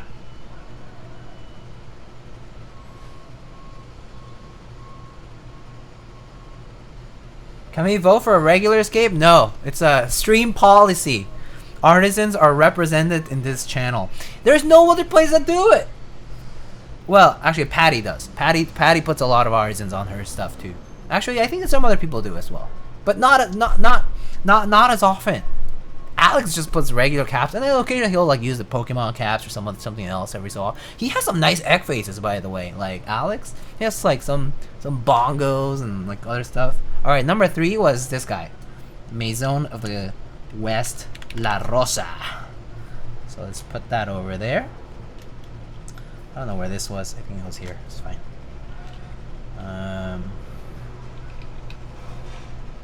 Put these guys on the side. I'll put it here. I try when I can. Yeah, that's the spirit. Well, I mean, you know, there's a lot of artists and makers out there in the keyboard community, and I personally support them because I like art, and I also enjoy, like, you know, I enjoy seeing all the work out there, and since I support it, I kind of want to like showcase it too, and it's a good opportunity. It's a good opportunity to show their work, their creativity out there. So yeah. All right, so let's see. Oh my gosh, all that construction outside. They're being so loud. Wait, is this working? Oh, this cable is giving me trouble. Maybe I'll do it. Oh, there you go. Okay, it's just the USB port. It's being weird. Okay, there we go. Let us. Oh.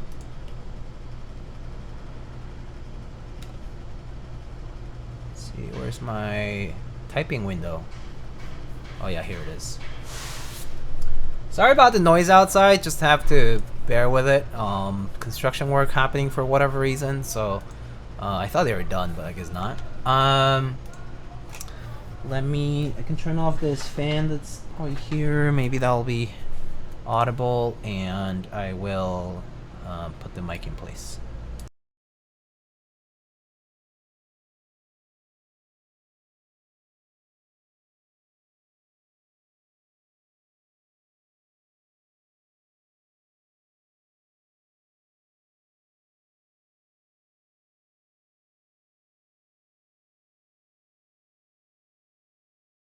Do you guys prefer this view, or do you guys prefer this view?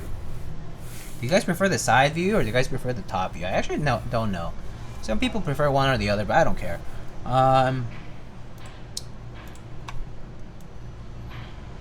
Second one is more aesthetic. Okay, aesthetic it is.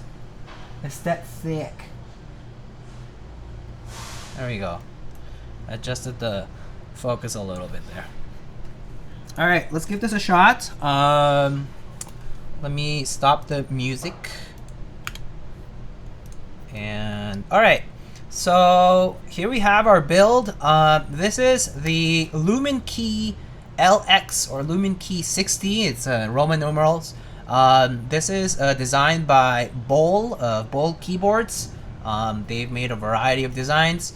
They are working with Luminkey and Lube switches over here to sell this board. This is the Luminkey 60 again. It starts at $139, $145-ish for price point, depending on your choice of PCB. A variety of colors. This is the beige colorway or the cream colorway. This is currently built with no foam at all.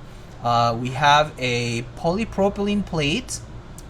We have MX black switches. These are 62-gram TX springs and TX films, and some, I think this is 205 G0, and polypropylene full plate.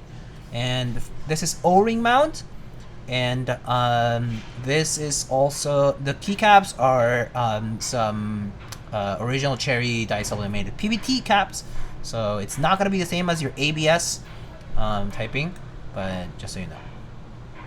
Alright. Here we go.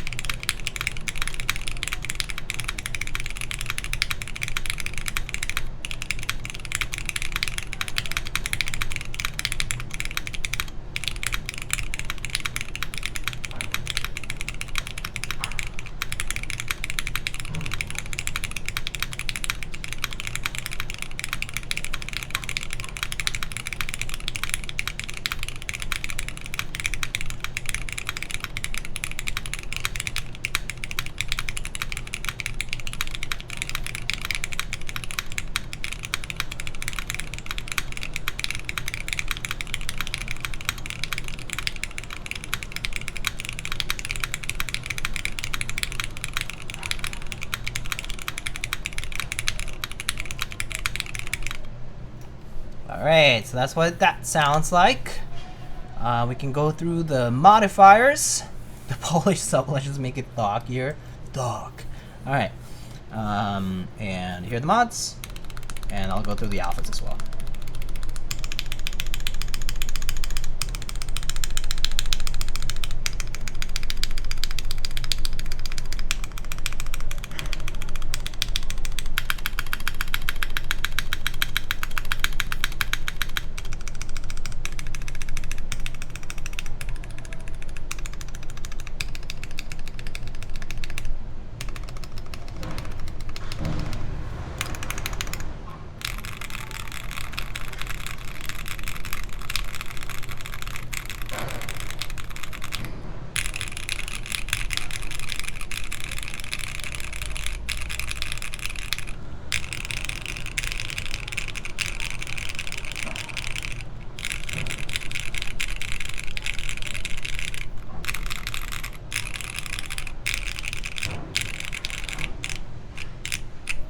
So O-ring mounting, pretty soft typing experience, especially with this plastic plate. You can kind of see a little bit of the softness of the plate over there, and some of the movement over there of the keys here with harder presses. But overall, very soft typing experience. Actually, kind of reminds me a little bit of like the Profit, kind of like if you use a very soft plate. And like the polypropylene plate, for example, that is O-ring mounted, so it does have a little bit of that gasket mount sort of like signature, which is kind of like a more cushioned feel to it. That said, I would say it's not extremely soft. It's actually kind of a semi-rigid softness. Like you can see some movement, but from the plastic plate. But I would say it's not like it's like sandwiched, and so it's not like super soft. Like it doesn't like bounce and go crazy. Okay, I would say it's like somewhat semi-rigid, but soft enough for like the bottom out experience. Sound wise, it sounds very good. Do you use your little finger when you touch type? I don't use my pinky that much. For some keys I do, but not for most I don't. For sound, it's pretty good. I mean, honestly, going with no foam was totally fine. I don't think this board will need foam. Every row sounds pretty good with a plastic plate here.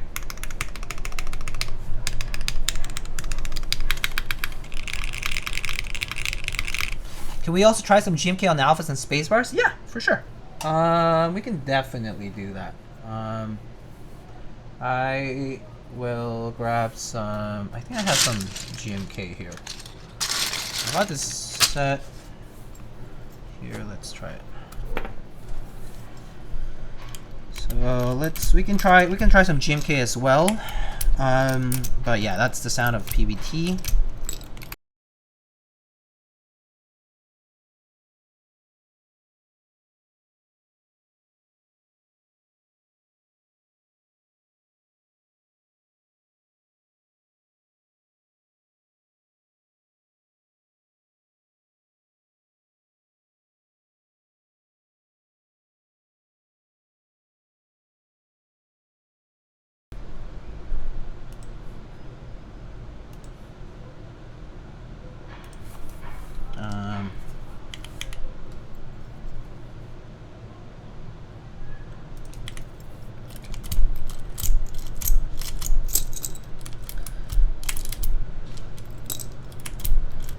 But yeah, I think it's a pretty nice sounding board. I think for the price point, this is kind of crazy. Like, it's really good.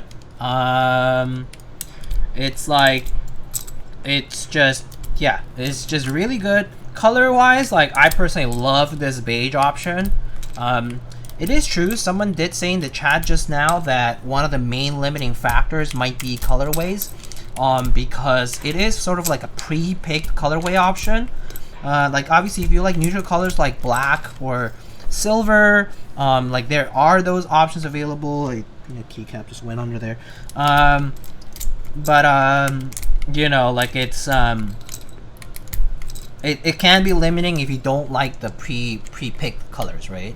There are accents, yes, lube switches here is saying. So you do have some choices there. You do always have the option to sort of like refinish the board, I guess, but that would just be expensive. So yeah, you do have choices. So kind of depends, I suppose.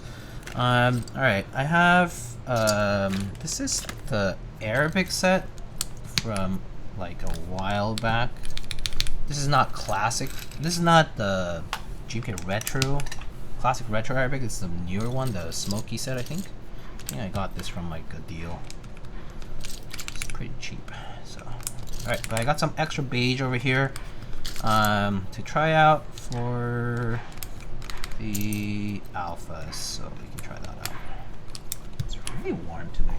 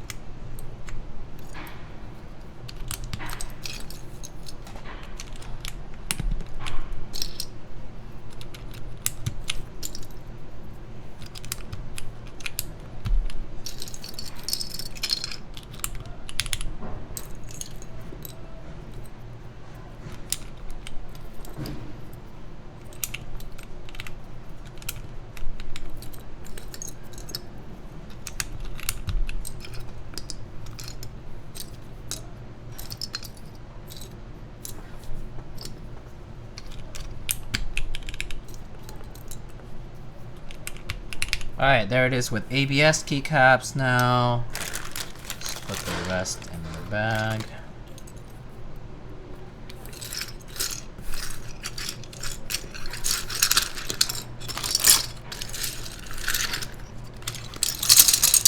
Have you heard of K3 KC keycaps? Are they frowned upon? The answer is yes. They are frowned upon. Counterfeits in general are frowned upon in the community. Just kind of, you know, it basically hurts the person who makes the authentic product. Also, it's a lazy way to make something that isn't yours. So I have, there's many ethical and moral things that you can argue for it, and I would personally say it's frowned upon in the community. All right. So this is now with ABS. So let's try this one out. So this is now with GMK ABS.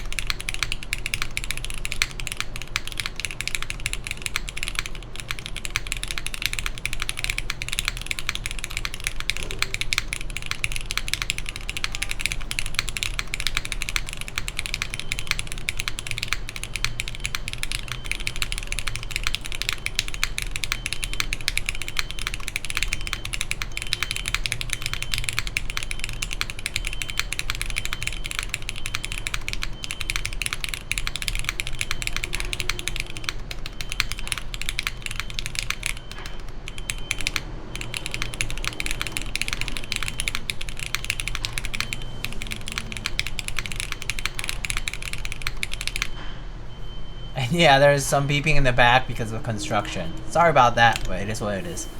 But yeah.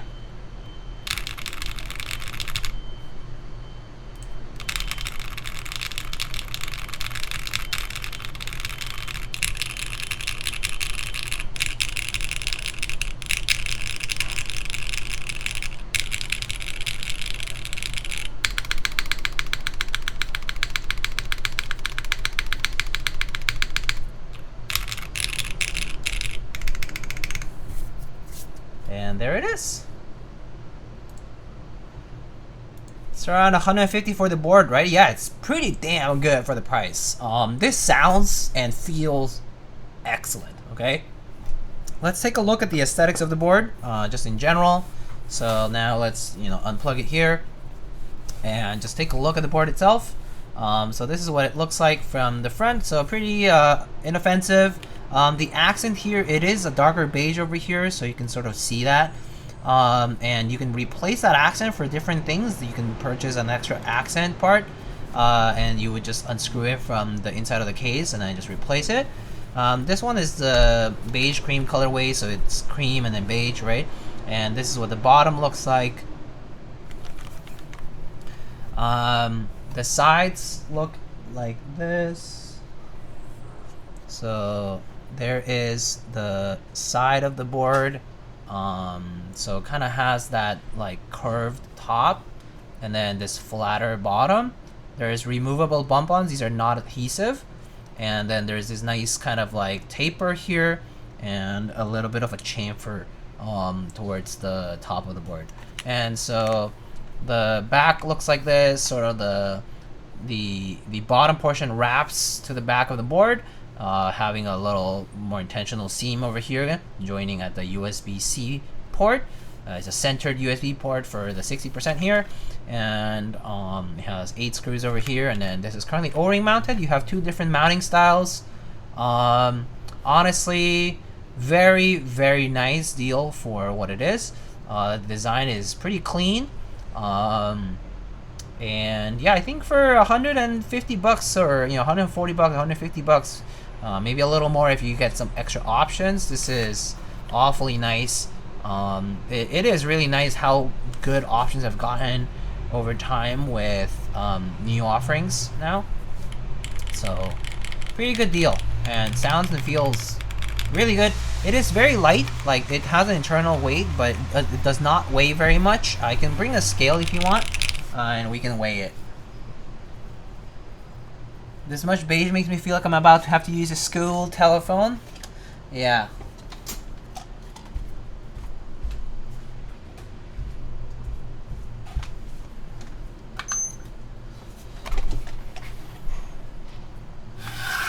So we can weigh this.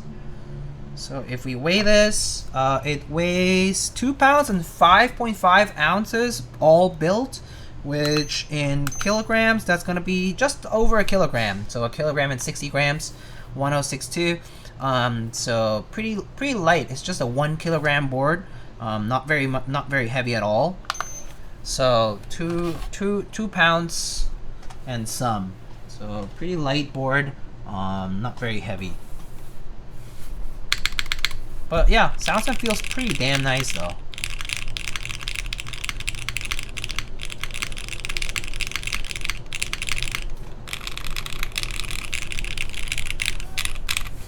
For 140, 150 bucks though, this is a superb deal. Like, really, really, really good deal. I do like how all the parts are like replaceable effectively. If you lose a bump on, you can get new bump ons. I mean, obviously they're custom, so you do have to get through them. But yeah, it's pretty damn nice. Tolerances on this are also very good. The finish, it's not chalky. It's smooth, not very chalky, not very like rough feeling, like despite being coat. This is a very, very nice finish. Actually kind of feels a lot more similar to like a very, very solid Cerakote. And so it's the coating quality itself is actually phenomenal here. So really good. But yeah, and the beige match, as you can see, is like quite excellent. Are all the colorways coated? I am actually unsure. I would need to check the product page to confirm that. Are the accent pieces held by screws? Yeah, there are screws. And no, I don't think. Yeah, there we go. The colorways don't seem to be all coated. So there's silver, orange, green wood, blackout, cream, and neon. I believe the silver is anodized. Black is probably anodized. But yeah. But then this cream one, it cannot be done with anodizing, so this is coated. Yeah. Too bad there is no red. Yeah. There will be some color options that won't be available. So if you're looking for specific things, that could be a downside. Color options.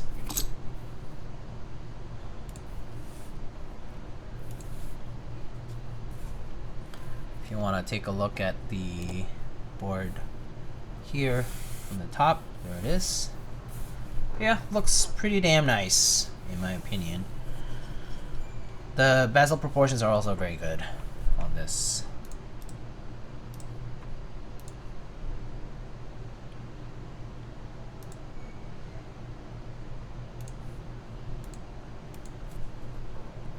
Very nice matching braided cable too. Oh yeah, this one. Yeah, I got this one through CBB Planet.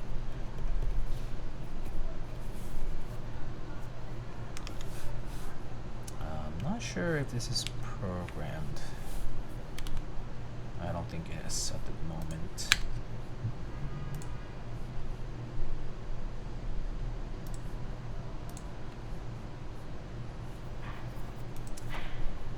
Okay, so if you guys have any specific questions, feel free and go ahead to ask them away. But I guess that's pretty much it for the build itself. So you can always ask any other questions to the makers. And yeah, let's wrap it up here. And let me just looks like programming is available through VL. So there's that. Okay, so let's see if anybody else is streaming. What's the best mount for sound? Oh, it's very subjective. Very, very subjective. Every mounting can sound good if depending on the board. The size of the board matters. Everything matters. So even your desk setup will matter. And so I would say it's really, really hard to answer that question. There's no objective answer to that. It's all very subjective. I like top mount a lot, but O-ring mount is great. Gas mount is great. Like there's a lot of very good sounding boards. Like I mean, this one over here. This number 2 is Poron Sanders gasket mount, right?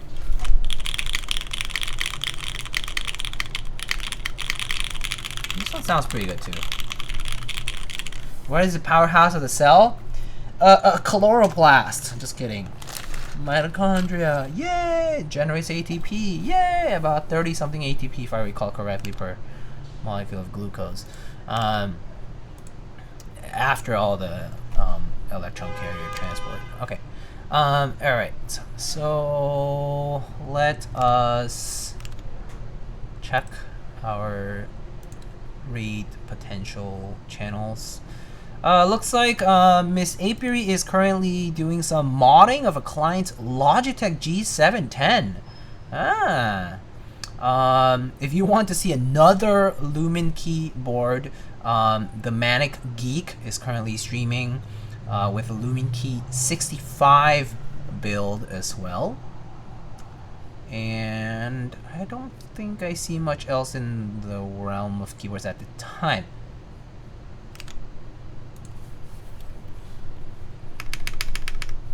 She's doing all this to remove MX Browns. SMH.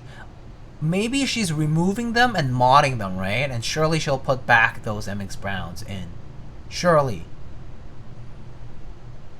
Surely. I did that with my Philco. I removed the MX Browns from my Philco just to put them back into the same board after I had modded them.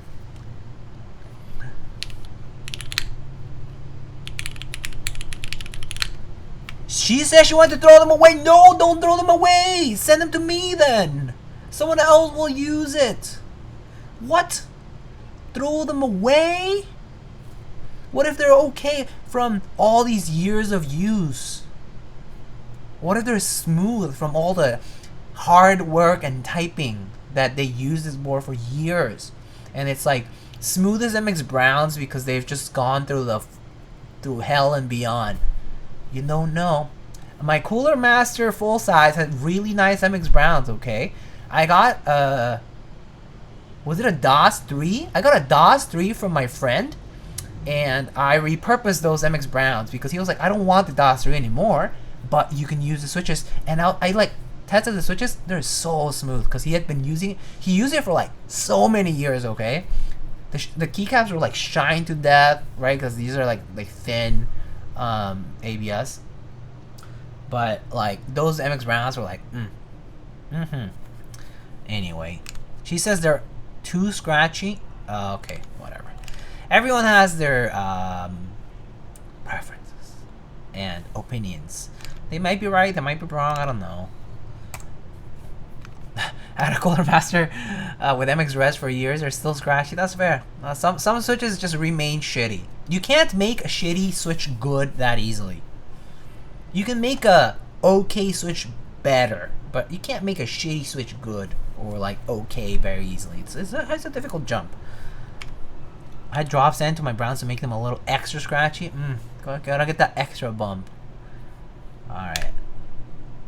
Let's go raid her. Anyway, thank you to Bowl and Lube Switches for agreeing to send out this Luminkey LX60. If you have questions, I mean not LX60, Luminkey 60. But if you have any questions about the board, you can direct any questions to them. And you can always, of course, come to the stream and ask if you want. The VOD will be up on YouTube in a day probably, and you'll see more, pictures and all that usual stuff for the board later. But let's wrap it up here and go raid Miss Avery, and then do a raid message that says, "How dare you toss out these precious MX Browns?"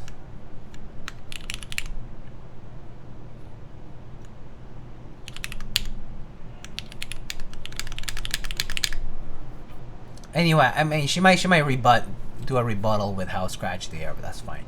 All right, folks. Let's head over there. Thank you again for stopping by, guys. I really appreciate all the support. Again, if you haven't checked out GMK Blue Alert, GMK Blue Alert is currently live through Novel Keys and many other regional vendors. Check it out if you like beige and boring key sets with blue. But otherwise, I'll see you guys on the next one. Take care and have a good rest of your week. Happy weekend almost.